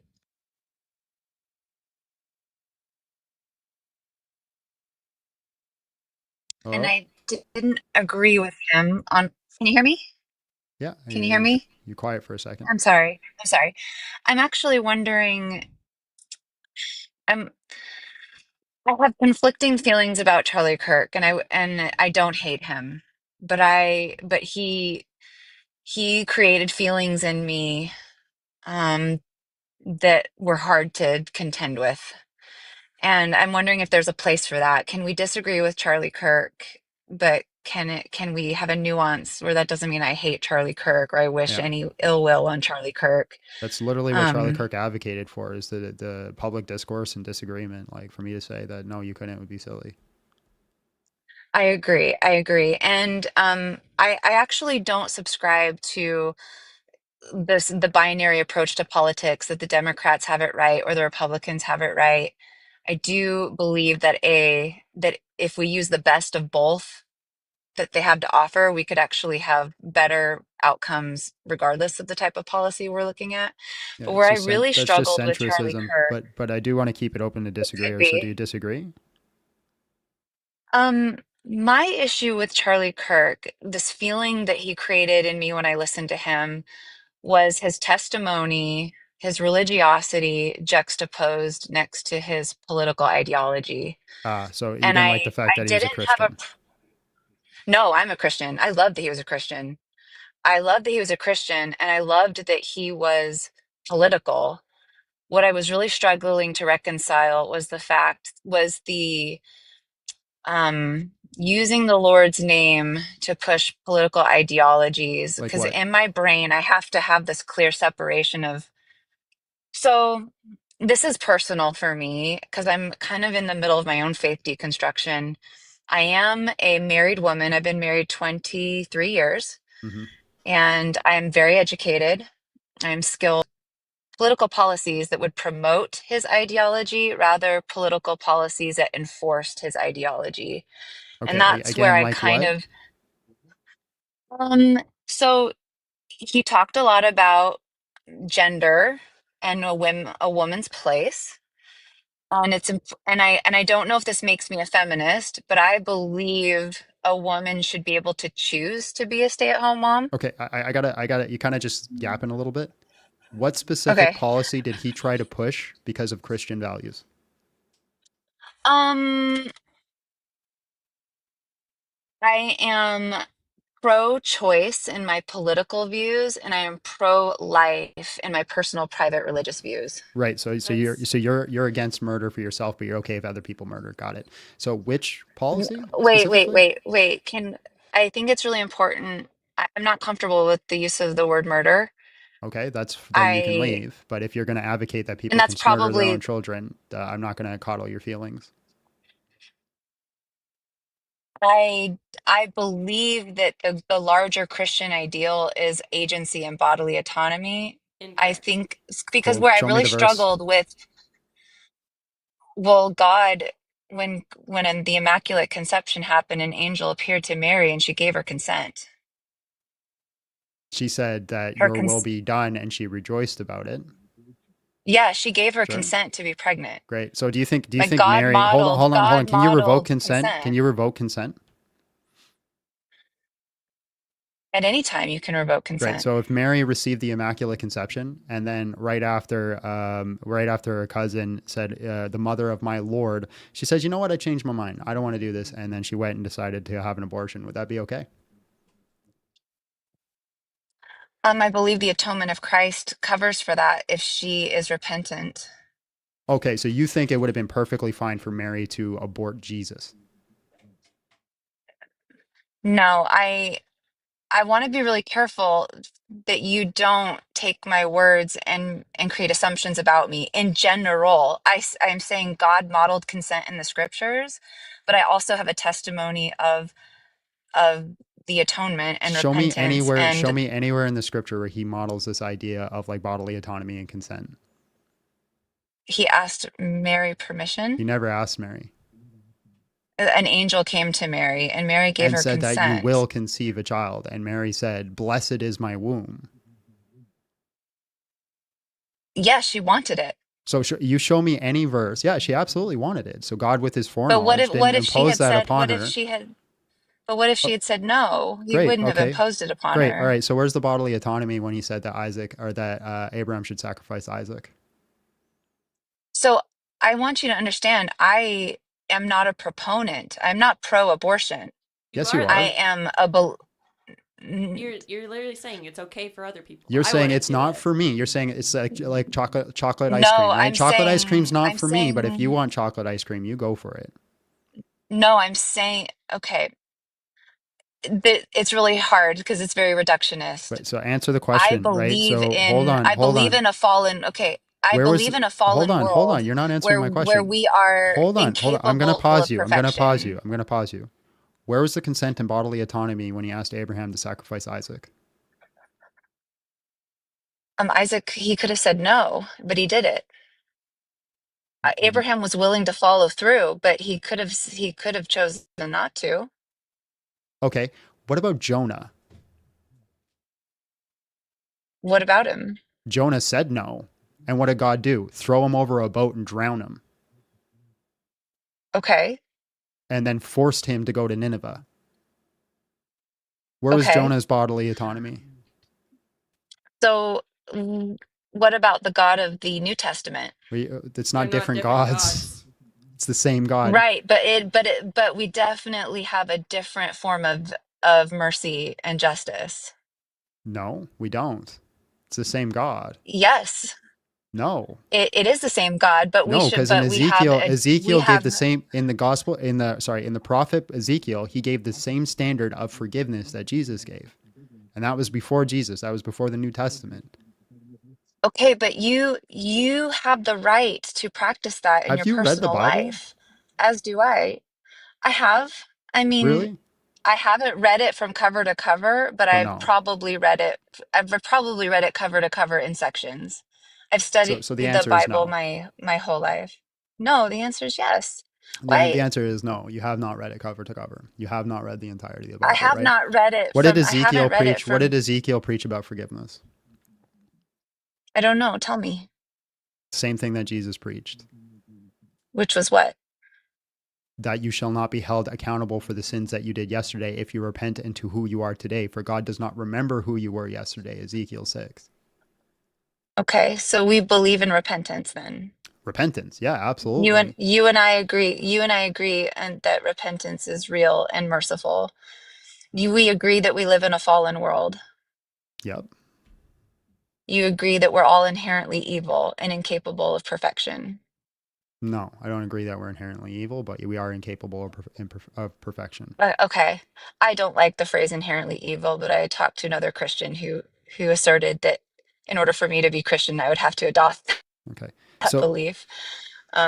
Inherently fallen. So we live in a world where we are inherently fallen and we are going to all sin.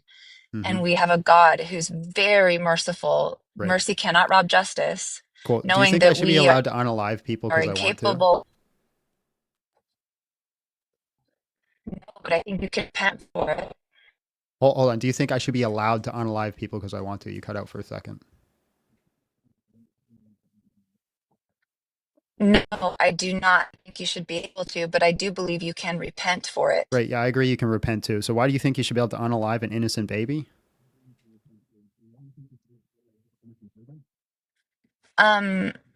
I don't believe that we should be unaliving innocent babies. Well, you just said But I that if do they could do it. believe that. You said you're pro-choice in government. So what? Right, but there is no abortion ban. There is no existing abortion ban. And so you can get on a platform and you can talk about advocating for an abortion ban, but there isn't one. And so abortions are still happening. Right, So if you you're not want answering to the stop question. abortions, You're but you pro can't have an abortion ban. hold on. There's Hold on. No, you're avoiding the question no, completely. because I don't. No, I'm going to pause you because we're you're not getting avoiding the ahead question. with it. You're avoiding the question. My- Why is it that you're No. okay for government to I'm say that we trying to shouldn't answer your first No, question. You're not. Why are you okay for the government to say that we shouldn't unalive innocent people, but you're not okay with the government saying we shouldn't unalive innocent children in the womb?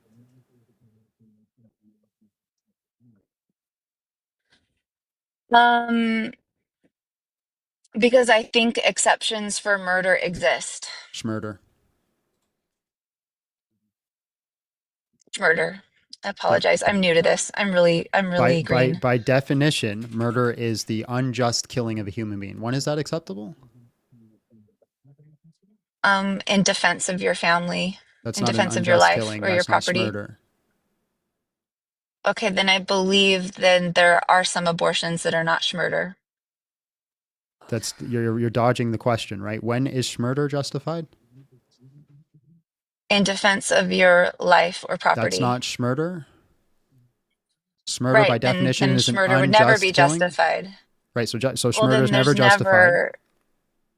It's never justified. Right, and then the government should tell us we shouldn't do it, right? Absolutely. Right. All right, so why can't the government tell us that we shouldn't schmurder the child in the womb?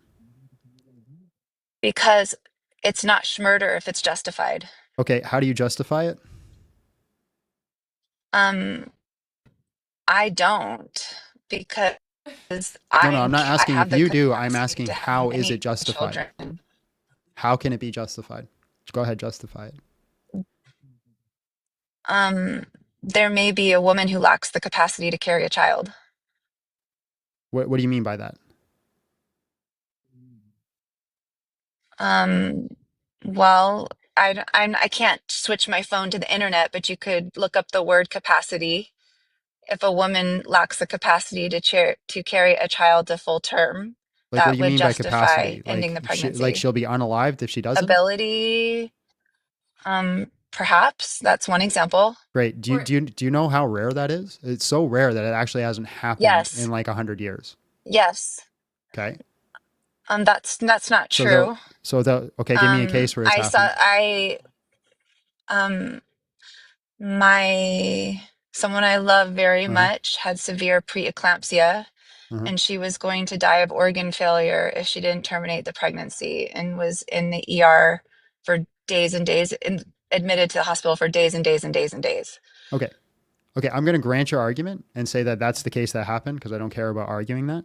So the standard traditionally in the Preeclampsia is hold very on, common. let me finish. The standard in the church is that you could do everything possible to save both lives, and if there's a consequence of one life being unalived, that's what happens. But you don't go in with the intent to unalive the second life. You do everything you possibly can to save Absolutely. both lives. I Now, agree. my question for you agree. is Brad and Linda hook up at the bar, right? And they just decide, you know what, we don't know each other well enough, we shouldn't have a kid. Could they abort? I think legally they can. No, I'm saying should they be allowed to? I believe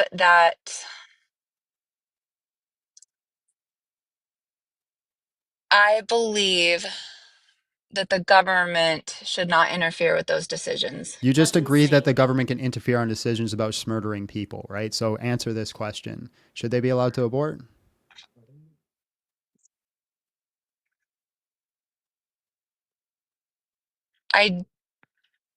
I wouldn't like it, but I think I they don't care should what be you able like. Should they be allowed to to? do it. I think they should. Okay, how's it justified? Well, these are imaginary people with imaginary lives and imaginary problems. But it's so not imaginary. people This is like every me to day. look up an This is the vast majority. The vast majority of abortions that happen. 80+% of abortions that happen are because of just they don't that's want correct. it. Right. So they just don't want it. How is that justified? They don't think they can afford it. Okay, they don't want it. Because they can't afford it. How is that justified? I actually have a tribe. Answer the question, you of monster. women How who is would that love to have more justified? babies. Wow. Okay, I think we're done. Because your Fifi's got hurt? I'm sorry. No, because you called me a monster. Because you are a monster. I thought I was You're advocating for the unaliving of innocent children. No, I was. Okay, so then justify it. I wanted you to challenge me and I'm challenging you, and you're running because your Fifi's got hurt. Justify it. No, I'm running because I don't respect you anymore. I don't care if you and respect I'll find me. someone else. You just said I wanted to talk to you to get challenged. No. And once you got challenged, your Fifi's got hurt and you're running away. So justify why you're advocating for the unalivement of innocent human beings. Go ahead. I'm not advocating for the unalivement of unborn children. You just said they should be allowed to do that. That's an advocation. That is the consequence of your bodily autonomy. In order for a woman to have access to an abortion, if she lacks the capacity, it has to be safe and legal. You are not in certain circumstances, you're not answering the question. Which Justify is why I'm it. against. Justify it. I do not. I can hold on one hand the belief that God condemns abortion, and I can hold on the other hand the belief that it is not the government's job to legislate that. You literally just said the government can legislate murder. So why can't they legislate this? Why? Because you're assuming that an abortion is murder, and I don't know that I agree with that. Explain to me how it's not. It's an unjust killing of a human being, is it not? Unless you can justify it. I already know the circular arguments about debating of when life begins. and that's That where this goes. okay? Is And I it? know the Hold on, arguments hold on, about when hold on. You consciousness agree? is there, and I Listen, know the listen, arguments about listen, Linda. when Listen, Linda. Linda. You agreed that we shouldn't unjustly murder people, right? You agree that a child in the womb is a person because you are a Christian, right? Now, for you to say that it's okay to unalive them, you need to justify it. So for the I said 17th it's time, I so for the said seventh, that stop, it's stop, please, okay stop, to stop, end. stop, please, stop. For the 17th time, justify it. I believe that the higher principle is female bodily autonomy. That is I believe insane. Okay, phenomenal, phenomenal. Higher that's okay. bodily autonomy. Okay, they are 7 months pregnant. Can they abort? I think that is, I feel like that is evil. Or should they be allowed to do it? Answer the question. Stop dodging and dancing. Like if you're going to be a I, monster, own up to it. Should they be allowed to abort at 7 months? okay. Yeah, this conversation, I was expecting something different from your platform. I You're the one misunderstood advocating what for the type of killing of platform this was. babies, and you're going to say that I'm the bad guy here? Now, now answer the You, question. Should they be allowed to wow. unalive a 7-month-old child in the womb? Yeah. Um, I didn't expect to be treated this way. Well, You're listen. Maybe advocating for the that's, killing of children. Do you want me to give you a hug and kiss? no, Okay, then answer the question. Should I'm they a be allowed to stranger to kill a you. I'm a 7-month-old stranger to you. child? I We're believe not that that going. child has the capacity, that child has the Answer the capacity to question. live outside of the Answer the womb. question. I do not believe you should be able to abort a child that can live independently outside the womb. Okay, so then it's all about, what do you call it, viability, right? And remember that time I was talking about all the different arguments about consciousness Hold and on, viability viability. when life starts? Yeah, so it's about viability. So let me just ask you a question. You're on a boat Sure. with your child, brand new born child, right? You can't put it up for adoption because you're stuck on this boat, right? And the only way that child can live is by feeding off your breast milk. Are you have an obligation to feed that child, or can you throw it off the boat? I don't know, but I know that if my child needed a kidney transplant, that the government can't force You're anyone not to answering donate my their question. kidney to save a life. Does a parent No, does a parent I'm giving does a you an parent alternate. does a parent have an obligation to feed their child if they're stuck on a boat? I believe a parent does have a moral obligation to do that, but I Okay, believe you with their breast cannot milk? morally You can't force them. if they Okay. have it. Wow. Okay, so If they they have it, have an obligation absolutely. to do that. If they don't do that, should they suffer consequences? My question for you is, as a Just answer my mother, question, please. Stop dodging. Stop would I have dodging. an Stop obligation dodging. to donate a Stop kidney? dodging. Stop dodging. Would they You're dodging. should they suffer consequences for not giving their children breast Do I milk on have the an Answer the obligation? Do I question. have an Answer the question. obligation to Listen, share my listen. body Answer the parts with question. another Linda. living human being? Linda, answer the question. Should they Answer my suffer question. consequences? Robert, Should they Robert, suffer George, consequences? answer my question. Should they suffer consequences?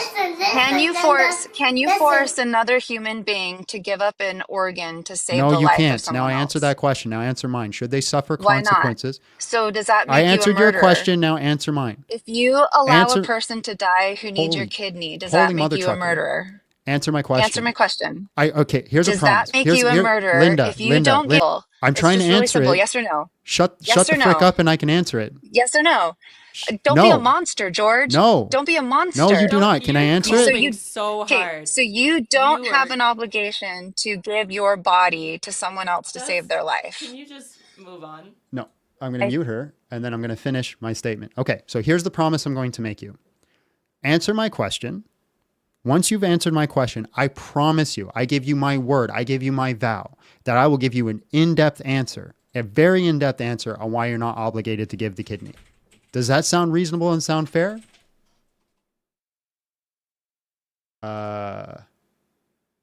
I can't unmute you because you left the app.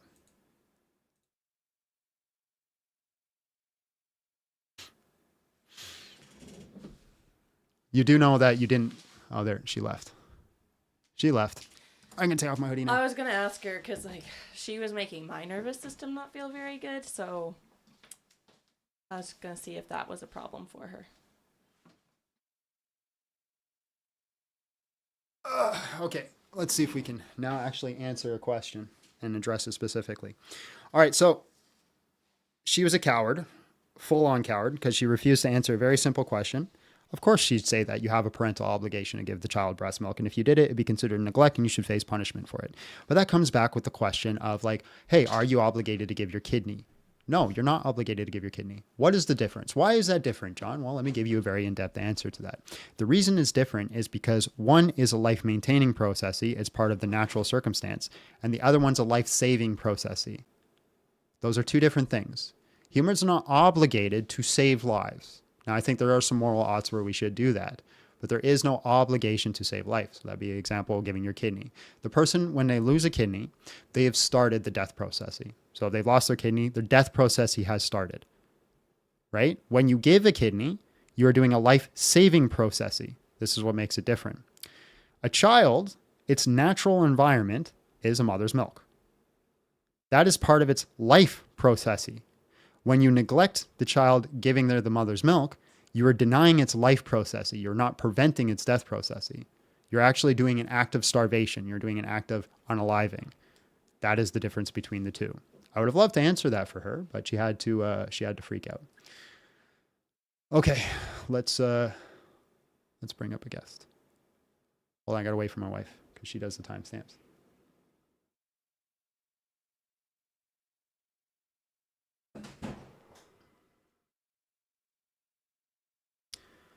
Why call someone a monster? Because she claims to be a Christian. Like this is the world I don't understand. I'm the bad guy for calling someone a monster who wants to unalive babies. Can you make that make sense to me?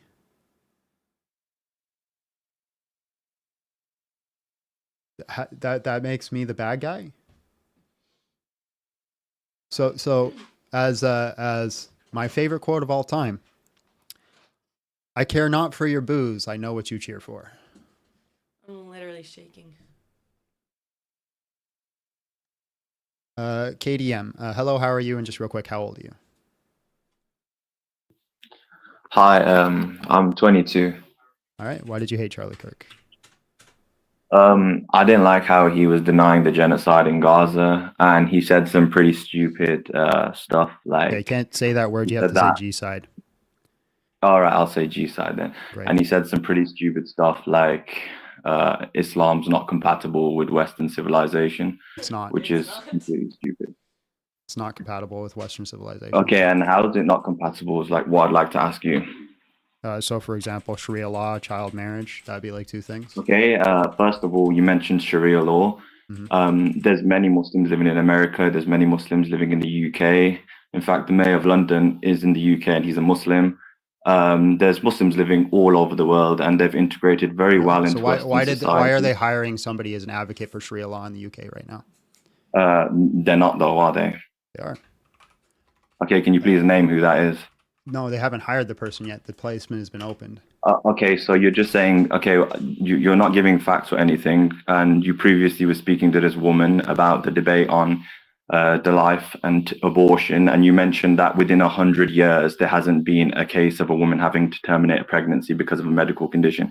I'd like to ask, where did you get that fact from as well? Because that's utterly ridiculous. I conceded I was wrong at that point and still continued anyways. Okay, so I'm asking you now, you can either concede you're wrong or you can give a fact to back up what you've just said. You've said there's someone there. I'm trying to find it, and then you're just yapping. Okay, that's fine. Please find it.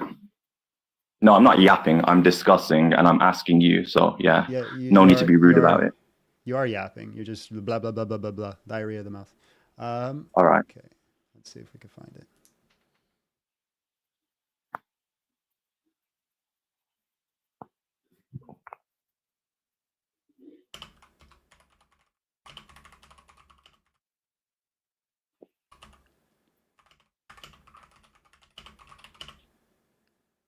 What's the word I'm looking for?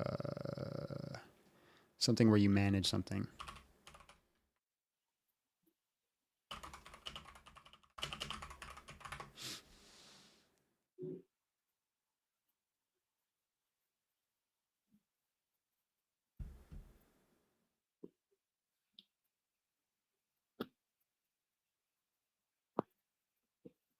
Implementing?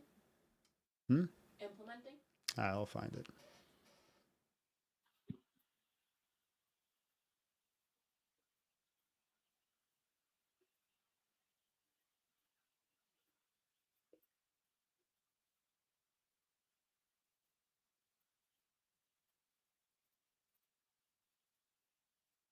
So are you still looking for that source? Yep. All right. Takes a second, my friend. Patience is a virtue, and if we can't find it, I'll have to concede. I'm more than happy to do that.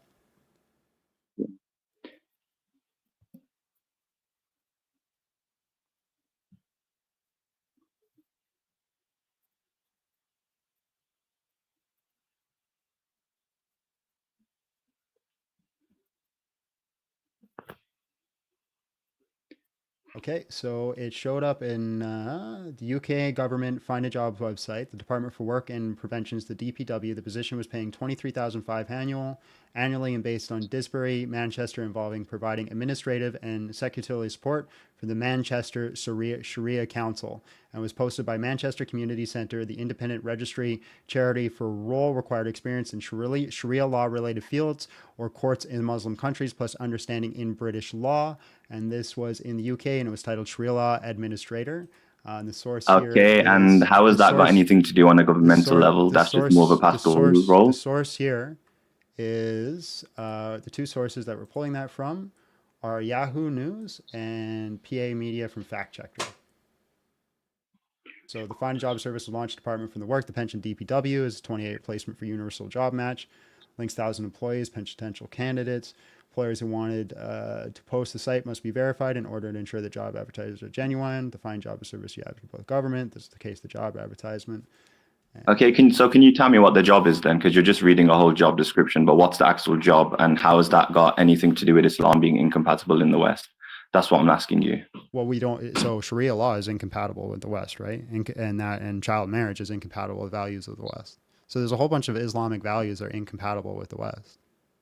Okay, but again, for Muslims living in the West, because you said Islam's not compatible with the West, there are Muslims who follow their religion and they're Muslims and they live in the UK and they have no issue with any laws or anything that is in the UK, and they're free to practice their own beliefs at home and do as they please, and they don't force anything on anyone else. So that's what I'm asking. Just a simple deductive or inductive logic, right? If you have enough Muslims that occupy a country, they're going to start implementing their views and values into the culture. No, but they're not, though, are they? Hold on. Okay. Hold on a bit. Okay, still talking. And into legislation, right? So if you, for example, start getting enough Muslims that are starting getting into politics and legislation, you don't think that inherently that they're going to start voting for things that are Islamic? It's not what I think, it's what's happening. Again, we don't raise assumptions. It's what's happening. And if you've not got any proof of that actually happening, apart from posting a random job application as a liaison officer, there's also Jewish courts in the UK. Why haven't you mentioned that? There's Jewish courts as well. Jewish rules. I'd like you to search that up as well, and you'd find that as well. I'm unaware of them, but just because the Jewish courts, they still have to adhere to British law. British law does not change. Stop spurging. I'm unaware of them. That's why I haven't mentioned them. Is that fair? Okay, you were unaware of the Muslim court as well. That's why you had to search it up. So you're unaware of two things. I was aware of it. I just didn't have the source at hand, so I pulled it up. Right. So again, Islamic values are not compatible with Western values. Prove me wrong. I've proved you wrong already. There's Muslims living in the UK and they've got no issues and there's no conflicts or anything of the sort. No ideologies are being pushed. No people are being forced to do anything. This still doesn't answer the question. I have answered the question. You've just said it's not compatible and you said why, and I said yes, it is compatible. So if the West says do not marry children, but the Quran says that you can, how is that? Okay, but again, where does the Quran say marry children? Because it doesn't. 65:4. That's just a bigoted view, and you're talking about the textbook. You're talking about the textbook, quote unquote. The Prophet married a girl who was age 12, who was age 6. If we look in the Bible, and I'd like all of your viewers to do the same, search it up in the Bible. Child marriages also occurred, and we have to take into perspective. We have to take in perspective what? Calm down. Right. That's not what I quoted. I didn't quote Sahih al-Bukhari. I quoted the Quran. Right? You missed. Yeah, you quoted the Quran. Okay, tell me your source. Please quote the source. I'm having a debate with you, right? We're both. I see you as an intellectual because you're engaging in debate. So please bring your source saying that Islam endorses child marriages. Yes, please I'm bring it. going to show you. Stop talking. Right here. Thank you. As for your women past the age of menstruation, in case you did not know. I don't care about that. I want to know the source. Say the source, the surah, and the source, the verse. That's what I want. I don't want a random quote. All right.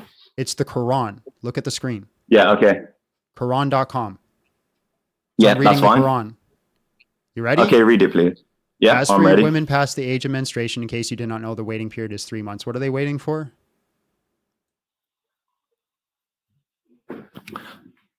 Sorry, can you hear me? Yes, I can hear you. As for your women past the age of menstruation, in case you do not know, Okay. the waiting period is 3 months. Oh What are yeah, they I know the waiting verse for? you're talking about. Yes, passing the age of menstruation. Again. What? Okay, so okay, I've heard your voice.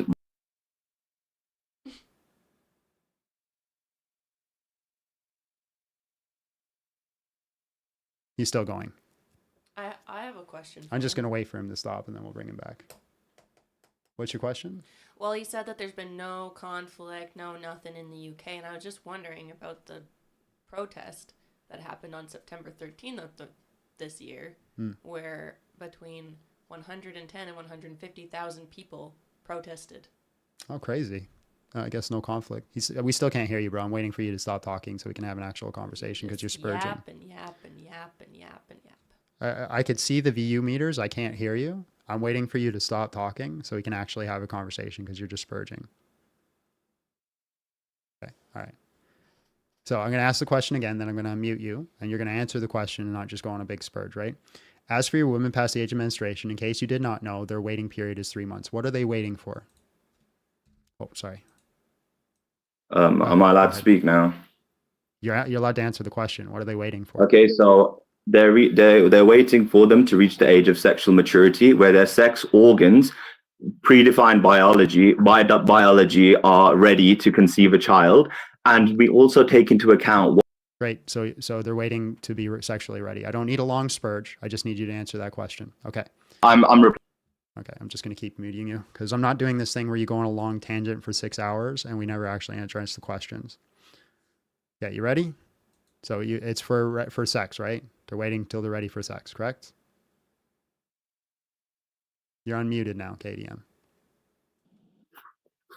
Okay, and I was replying to your question. I'm just going to keep doing it until you actually start answering questions directly without long spurging or tangents. I don't like muting people, but we need to be able to have a conversation. I'm not a big fan of it. I really like giving people a platform to speak, but you just go on long tangents. So again, I'm on a tangent. Still going. See, if you're talking while you're muted, I know you're just a yapaholic. Okay, ready? So it's waiting for sex, right? You just keep muting me.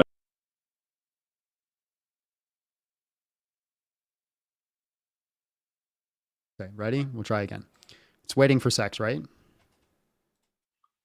Are you going to let me reply? Just answer. He's literally saying, go ahead. Right? No long tangents, no long spurges, no long explanations, right? I'm gonna do a series of questions. Once I finish my series of questions and you answer it truthfully and honestly, I will allow you to go on a big spurge. I promise you, I will give you a platform. I'm not just gonna silence you. That is my promise to you. If you actually show me the capability to answer questions directly, as soon as you answer the questions, I'll allow you to give your big long explanation. Fair? Okay. So this is talking about waiting for sex, right? Yes. Awesome. Okay, so as for your women past the age of menstruation, in case you did not know, their waiting period is 3 months. And as for those who have not menstruated as well, who are those who have not menstruated?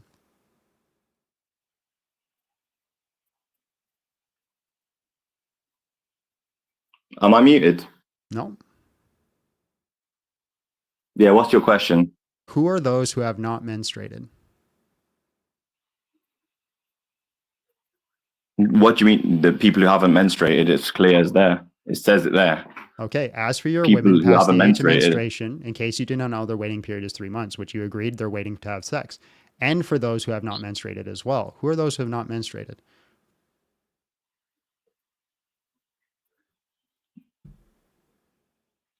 I don't understand what you're asking. It's self-explanatory. It's on there. It's children, right? You're asking me to read a verse to you that's in your face already. So it's children, right? No, it's not children. Okay, who are those who have not yet menstruated?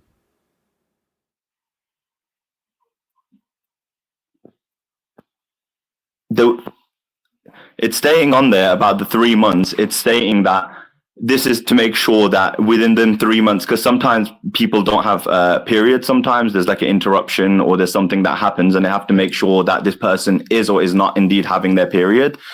And so within 3 months, if it doesn't occur, you, right? then that means that they are not at sexual maturity. Right. So Ibn Kathir is going to agree with you, right?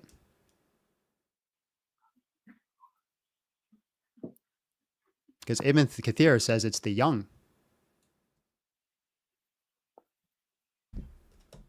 Okay, where's it saying that? Where's it saying that to marry those who cannot menstruate or who are sexually mature? It doesn't say that at all. You just agreed that the waiting period is for sex. You agreed to that. That's an iddah. No, the waiting period is when the menstruation is confirmed. They've reached sexual maturity, and then the 3 months is to see if that the period has occurred. I've asked if it hasn't occurred, then they have not sexually matured, and you can't. You're a liar. I asked you 3 times to confirm that they're waiting for sex. You said yes. I don't even understand what you're asking me. You keep cutting me off randomly, and now I'm trying to get back to my grounds of what I was talking about. This is why Islam's incompatible with the West, because you're all dirty monsters and liars. All right, if you say so. All right.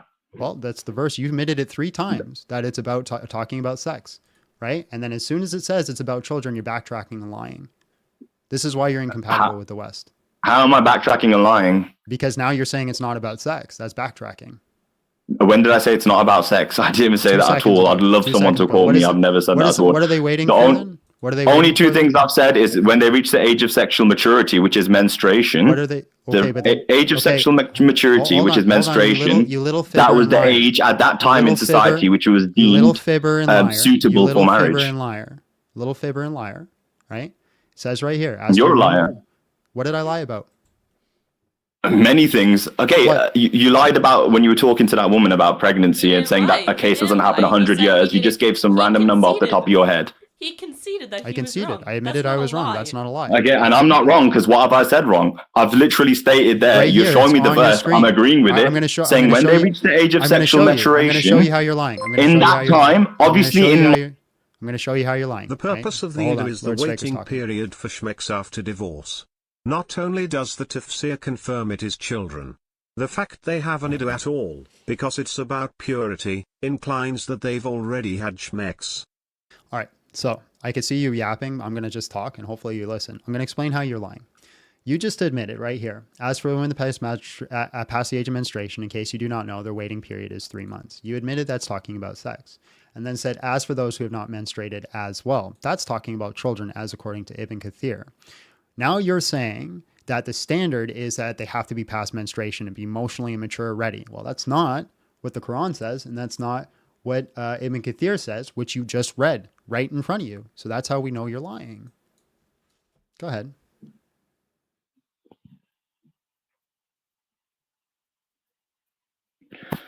I honestly, I don't understand why you're bringing this up because like I've said, I've told you already, the age of sexual maturity was when they were sexually ready to have a child, able to conceive a child. And this was to do with what? Verse. You have to take into account as well. Remember, the Quran hasn't been changed unlike the Bible, which has been changed multiple times.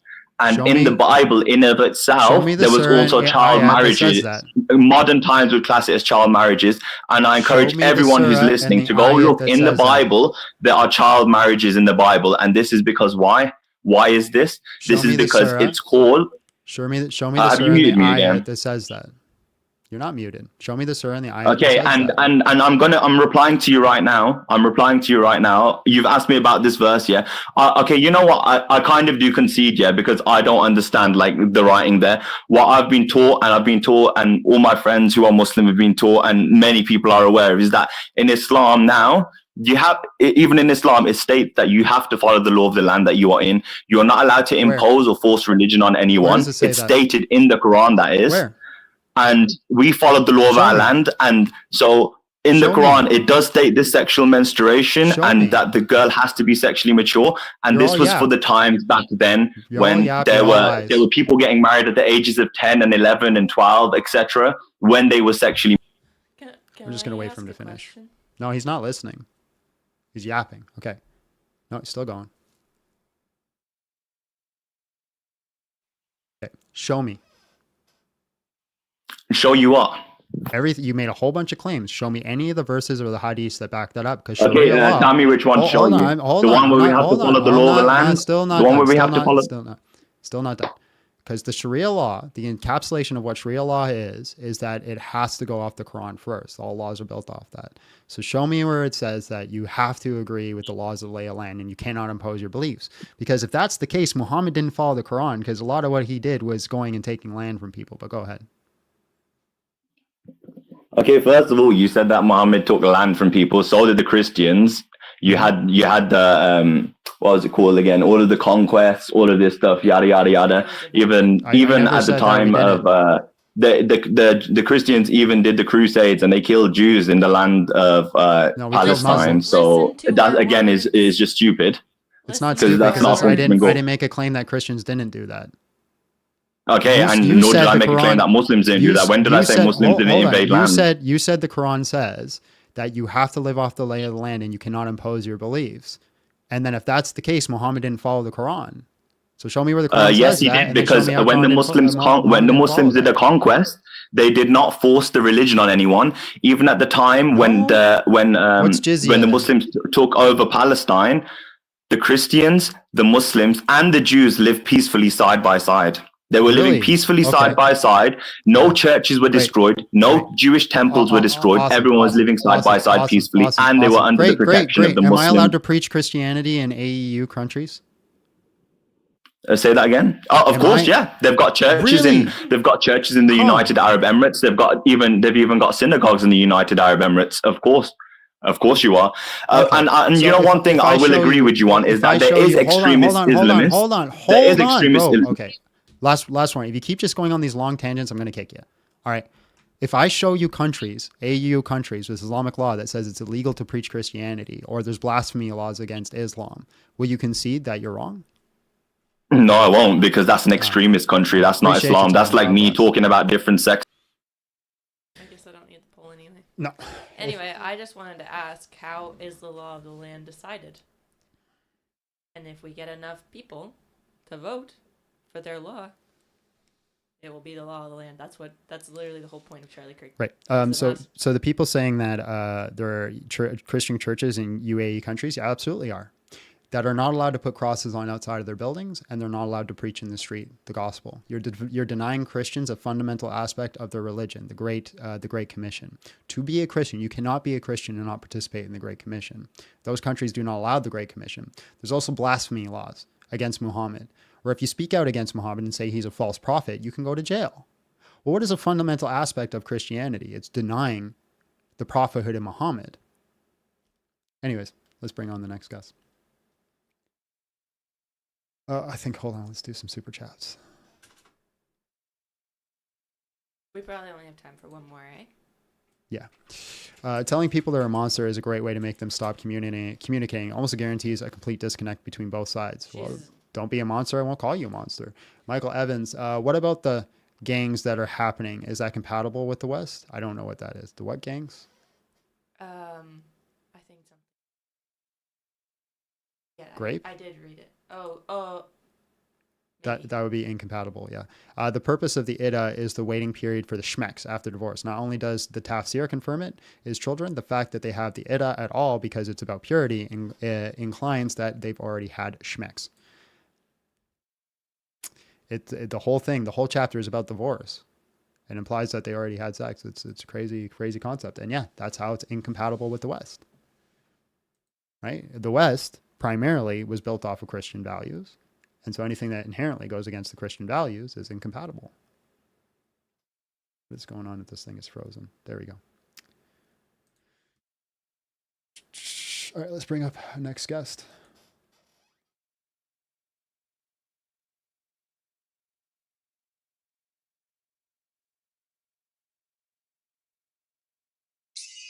Hello, how are you? And just real quick, how old are you? Hello? All right, God bless.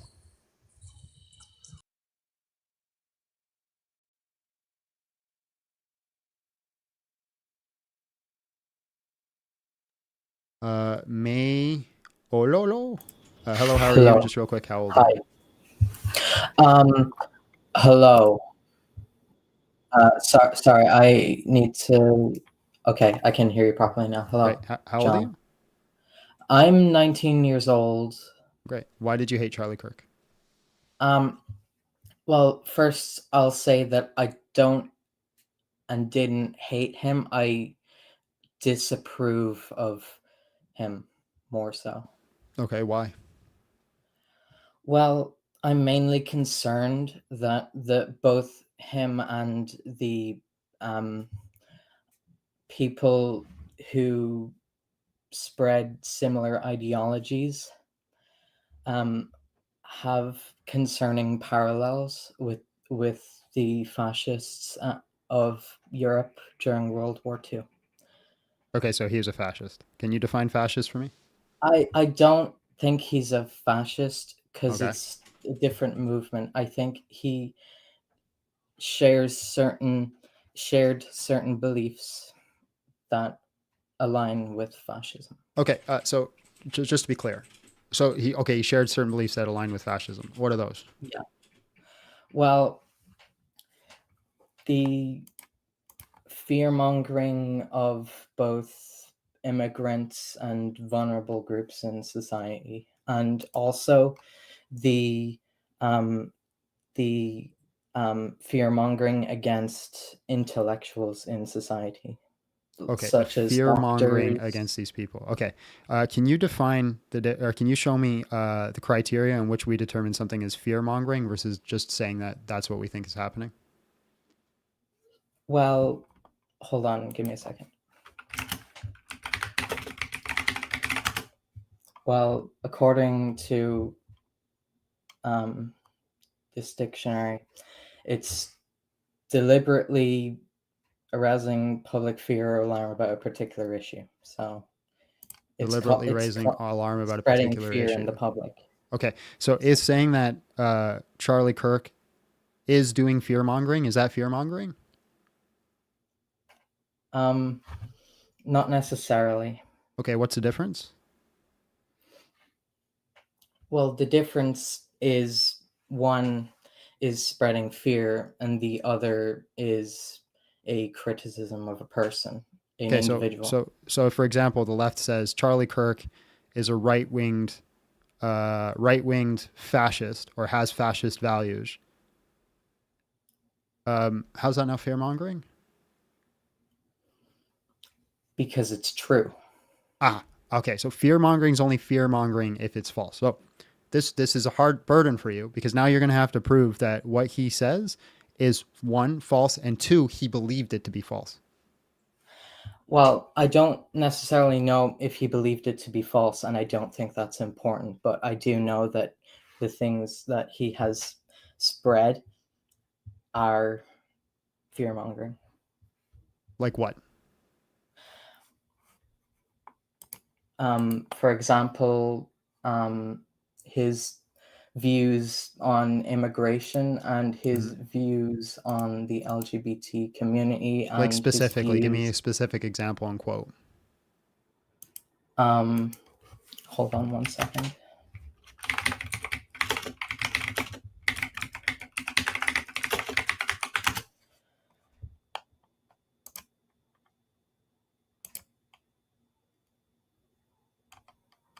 Just realized I got a crooked mouth.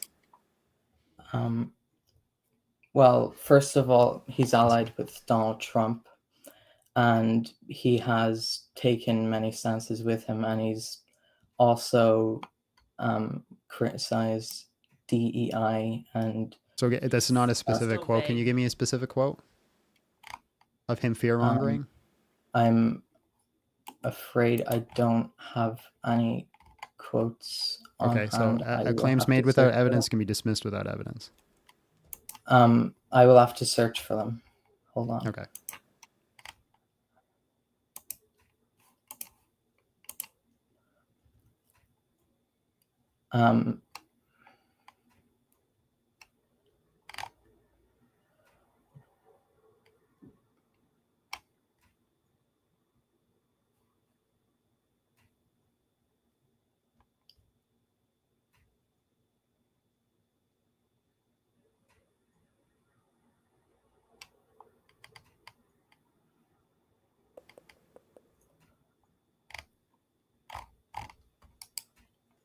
Hold on, hold on. I just want to bring this up and then just say, you guys think you're the good guys. Hold on, where was it?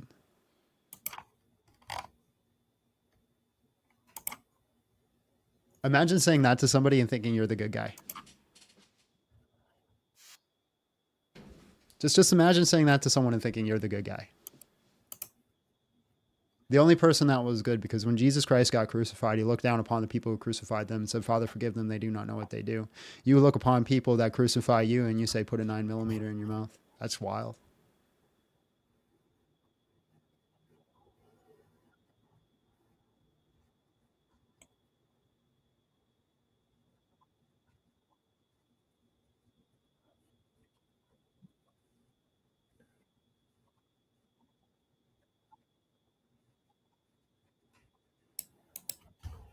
Well, for starters, this comes from Turning Point USA. He said that illegal immigration is, or he implied that illegal immigration is equivalent to robbing a bank. How's it not? Well, because robbing a bank directly hurts people, and illegal immigration is a matter of circumstance where people either do not have documents or are unable to get through the legal process. They may be fleeing circumstances which are life-threatening. They're breaking a crime and capitalizing off of people, off of others by committing a crime. What's the issue? No, because legally speaking, it's civil law. It's not criminal law. So it's not a crime. Let's play the whole quote. Let's play the whole quote. Border Patrol is now launching an investigation into the Border Patrol agents that are using a bridle or a rein of a horse, not a whip, to go after migrants. Now, mind you, Border Patrol or the congressional oversight, they're not launching an investigation into the fact that 1.8 million people have come into our country this last year. No investigation into that. No investigation into the drugs flowing into our country. Do you know what needs to be investigated according to DHS? They say we need to define the appropriate disciplinary action to be taken. Psaki says, I don't think anyone seeing that footage would think it's acceptable or appropriate. Well, I think it's really acceptable. You have a guy with a bridle and a rein, and meanwhile his country's being investigated. It's being invaded, and he's trying to prevent that from happening. This is an act of international invasion. This is cut 34. Instead of actually investigating the fact that, I don't know, why is it that there's 1.8 million people illegally coming into the country? Instead of launching an investigation into Mark Milley for, in a treasonous way, calling the Chinese, instead of launching an investigation into Peter Daszak or the origins of the Fauci virus, no. Our energy and our resources, everybody, we're now going to launch an investigation into whether or not some cowboys were trying to rein in criminal vigilantes trying to destroy your country. Play cut 34. I've seen some of the footage. I don't have the full context. I can't imagine what context would make that appropriate, but I don't have additional details. And certainly, I don't have additional context. April, I don't think anyone seeing that footage would think it was acceptable or appropriate. It's perfectly acceptable. These people are criminals coming into our country. Maybe I'm failing to understand why we need to have this deep-seated sympathy. Do we have this deep-seated sympathy for people that go around and rob banks? Oh, huh. They're breaking into our country. Crime does not elicit sympathy. And this guy was not abusing them. You look at the video, he's using a bridle that's on the horse already. Now, here's the thing. So where's the racist? Where's the racism? Well, it's implying that just because someone comes into a country and is not documented, that they are both a criminal and... Where the fudge frick? I almost went through a whole live without doing it. Where the fridge did he say that? Well, sorry, you'll have to give me the quote again. I'm not playing a 3-minute video again, right? So he said that people who are breaking into the country illegally are criminals because that is crime. They're committing a crime. They're illegally doing something. So that by Well, definition, and hold on, let me finish. Let me finish. You said you didn't know what it is, so let me finish. Civil Right? law. Hold on, let me finish. So he says they're Sorry, illegally breaking into the country. And then he says, Yes. why should we have sympathy for people who are breaking illegally into the country? Do we have sympathy for people who break into banks? No, they're committing crimes. We don't have sympathy for people who commit crimes. That's his argument. So where's the racism? Well, because illegally immigrating is not a crime. It's How? Again, it's a against the law. Civil offense. Illegal It's a civil immigration. offense. Illegal immigration isn't a crime? Yes, something that breaks civil law can also be illegal. So it's not a crime? No, it's a civil offense. Is doing And this criminal is why events they criminal? are not imprisoned, and why they are deported. Yeah. Yeah, I don't get the issue. He's saying they're breaking a crime. Because Right? They're it's breaking the not law. a crime. What's the difference between a civil defense and a crime? Well, the difference is that civil law does not carry. Civil what? Civil law does Law? not carry such heavy punishments, such as jail time. Oh, so it's only a crime prison based off of it's time. only a crime based off how much of a punishment you get? Well, it's a crime based off whether or not it's written in criminal law or civil law. So then it's a crime. They're breaking a crime, or they're breaking the law. They're breaking No, the because it's civil. written into civil law. They're breaking the Unless that civil what? changes The civil what? They're breaking the civil what? Civil law. Law. They're breaking the law? Yes, but it's not criminal law. It's akin to a parking fine rather than robbing a bank. If it's akin to a parking fine, why don't they just give them a ticket then? Good question.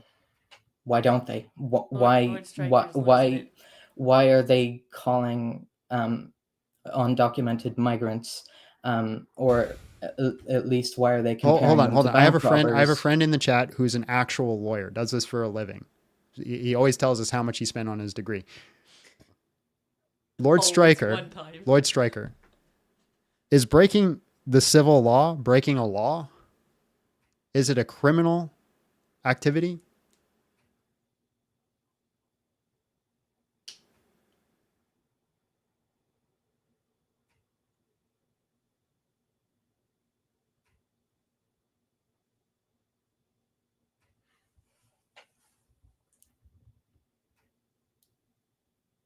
He told me to Google improper entry. Okay, I gotta type that in. Use Google this time. I keep using start page. Let's use Google this time. So improper entry colon thing 8u.s.c. How the heck do you do that symbol? The double S symbol. I just put in the 1325. Hopefully it shows up. You could just copy and paste it. I can't on my thing. The Office Law of Revision Council. Is that what you told me to do? Oh, improper entry by alien. There it is. Okay. Screen share. Okay. Improper, an alien who enters or attempt to enter the United States at any time or place other than as a designated immigrant by immigration officers, eludes examination or inspects by immigration officers, or attempts to enter or abstain entry into the United States by willfully false or misleading representation or the willful concealment of a material fact shall for the first commission of any such offense be fined under Title 18 or imprisoned not more than 6 months or both, and for subsequent commission of such offense be fined under Title 18 or imprisoned not more than 2 years or both.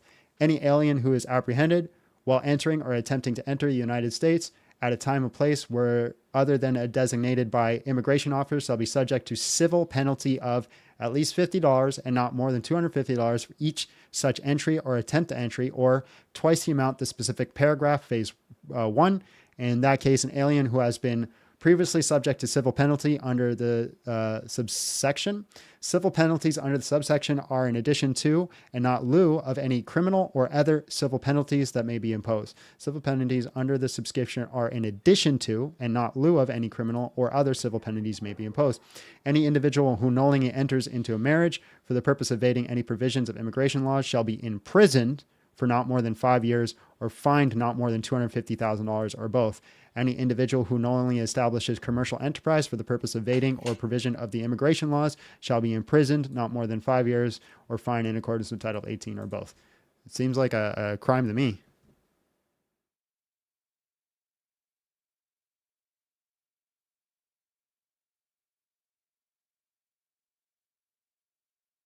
You're muted. Oh, sorry. Get off my screen. I'm trying to get rid of this. There we go.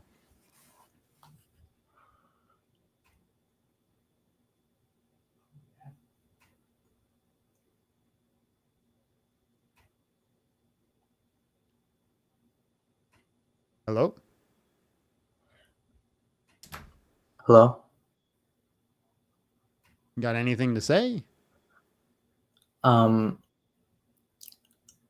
I'm afraid I wasn't able to take in all that.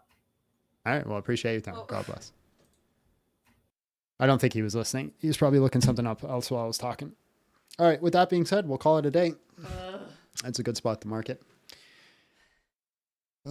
It's not a crime to illegally break into somebody somewhere. It's a slap on the wrist. It's a slap on the wrist. I think we should just bring up Lord Stryker every time we do this subject as a guest. We just have him up as Listen, I said he's your pocket lawyer. As my pocket lawyer. That way somebody, it's illegal, it's against the law, they shouldn't do. I could just be like, my attorney says.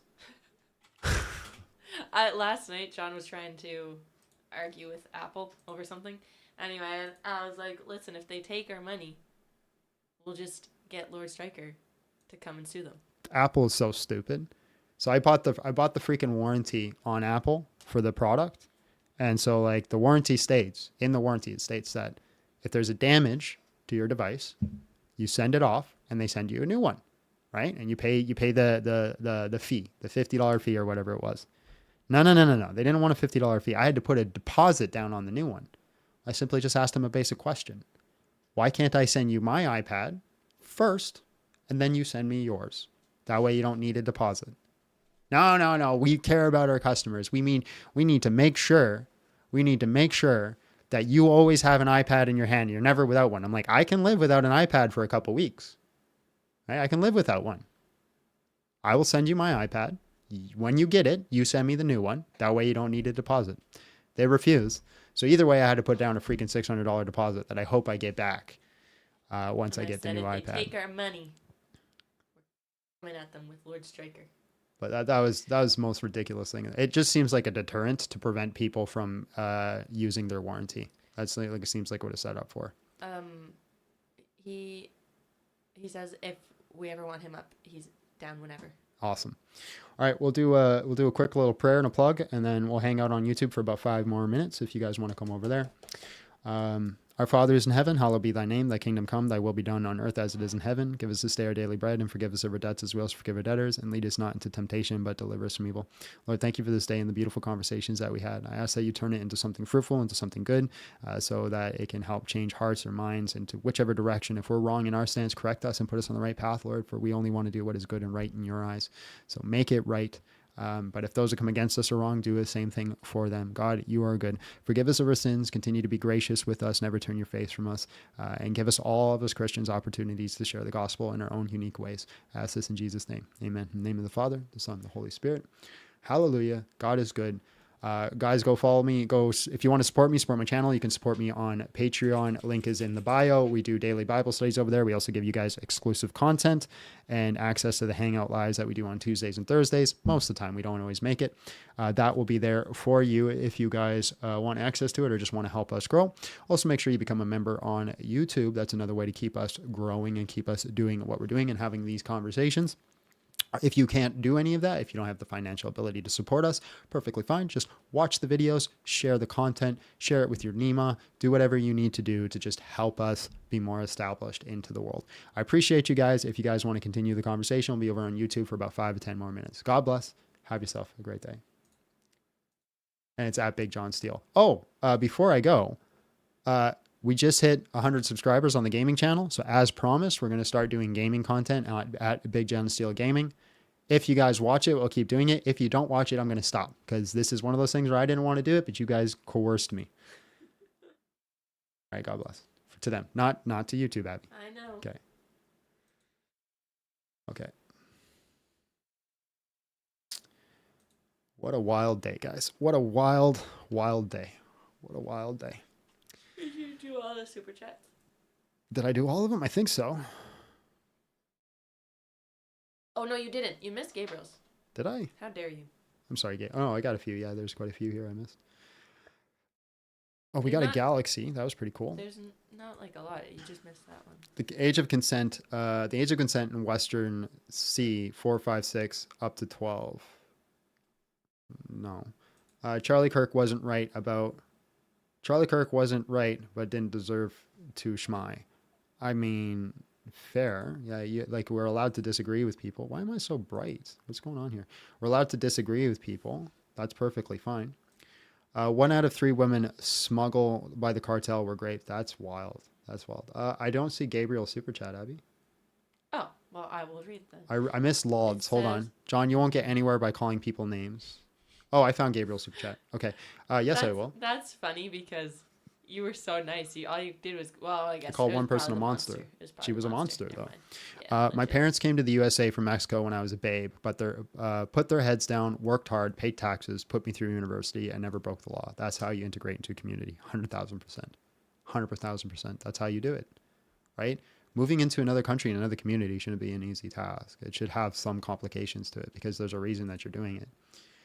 John, you are actually a fighter. If so, where can I watch your fights? You can't.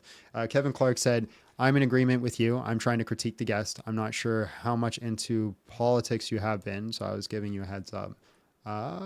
Fair enough. Right, okay, in this one. I understand. I understand what you're saying. Okay, my mistake. He was not critiquing you.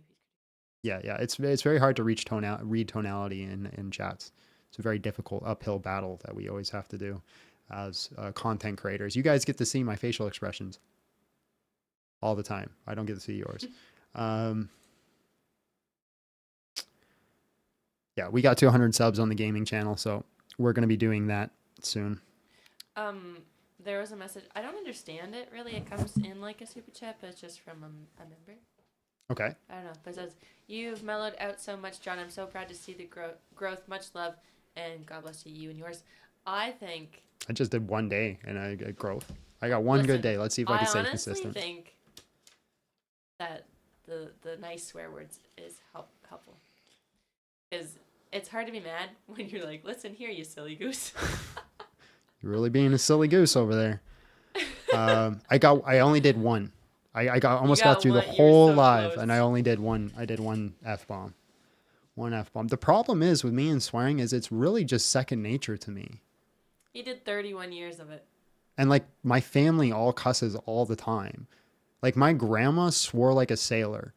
Not every time I hung out with her, I learned a new swear word. Constant swearing. And I grew up around her. She was very much like a second parent to me.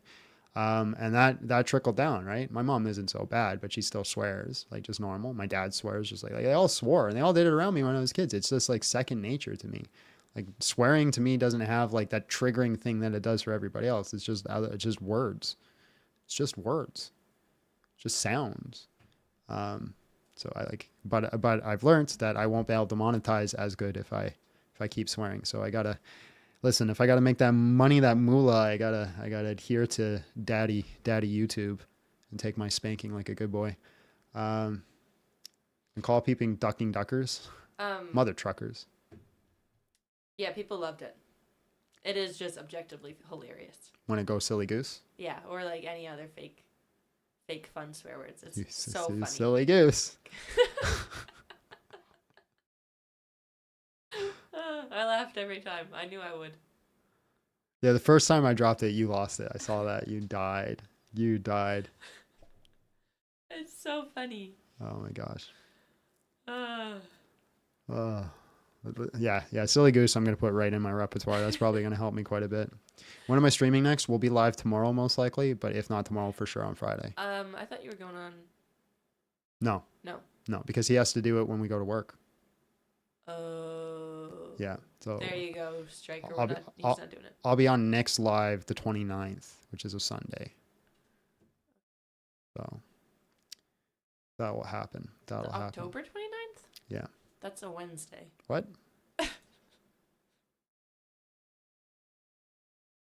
26th then. That's Sunday. Yeah, Okay. probably 26th, not 29th. You silly flamingo. Flamingo doesn't sound as good. You silly duck. Oh, yeah, I'll do that for you guys. Hold on.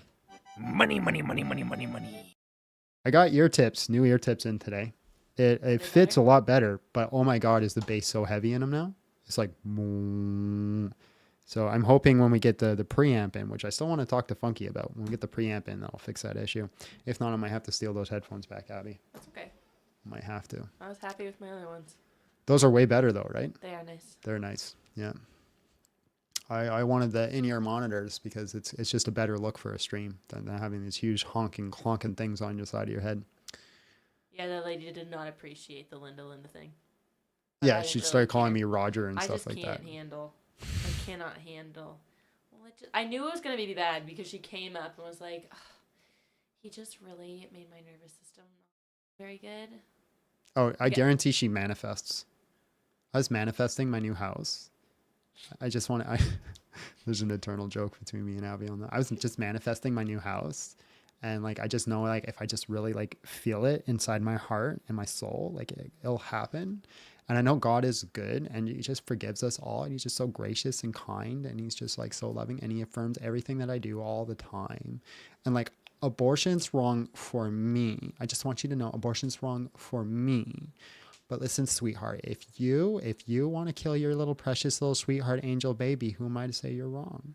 Who am I to say you're wrong? If you want to throw your child in a volcano and sacrifice it to Baal, who am I to say you're wrong? Right? That's not my place. God is forgiving. God is forgiving. So you go ahead, you throw him off that little cliff, and God will forgive you. That's what they are, man. That's what they all are, man. That's what happens when you don't have good male leadership in the home. Tell me I'm wrong. Tell me I'm wrong. You're not wrong. Yeah. But it is what happens. That's what happens when you make your feelings your idol. Yeah, that's true. Like imagine saying that didn't make my nervous system feel good. Yeah, I don't give a frick. Like I don't give a frick. Is your nervous system God? That hurt my feelings. That hurt my feelings. You know what hurt the baby's feelings? The volcano. Like, my goodness. Like, fatherless behavior. Amen. Amen. What I've never understood is why the cross, which was an instrument of death, if he was hung, would it be a noose? Are you talking why we wear it? Because Jesus said to pick up your cross daily. And it's a constant reminder to pick up your cross. I'm not wearing Jesus's cross on my neck. This isn't the cross that Jesus was crucified on. I'm wearing my cross. And it's a daily reminder to pick up my cross and bear it. That's what it is. So Jesus said that to his followers. He says, you cannot follow me unless you can pick up your cross and bear it. So every day we put a cross on as a reminder of that. The symbolic meaning behind it. The crucifixion is a representation of Jesus being crucified, but that's iconography. Right? So iconography is the idea that through this, like, for example, I have a crucifixion on my wall here. And I have another one over here. So I have two crucifixes in my room. And the idea is through iconography, you have a connection with the divine. You have a connection with that person. So with the iconography, we have a reminder of what he did for us. And I have a connection to him on the cross and what he did for us on the cross. So it's an important memorization of that. But yeah, got two of them in here. All right, guys. God bless you. We'll see you all next time. And, have yourself a great day. Bye.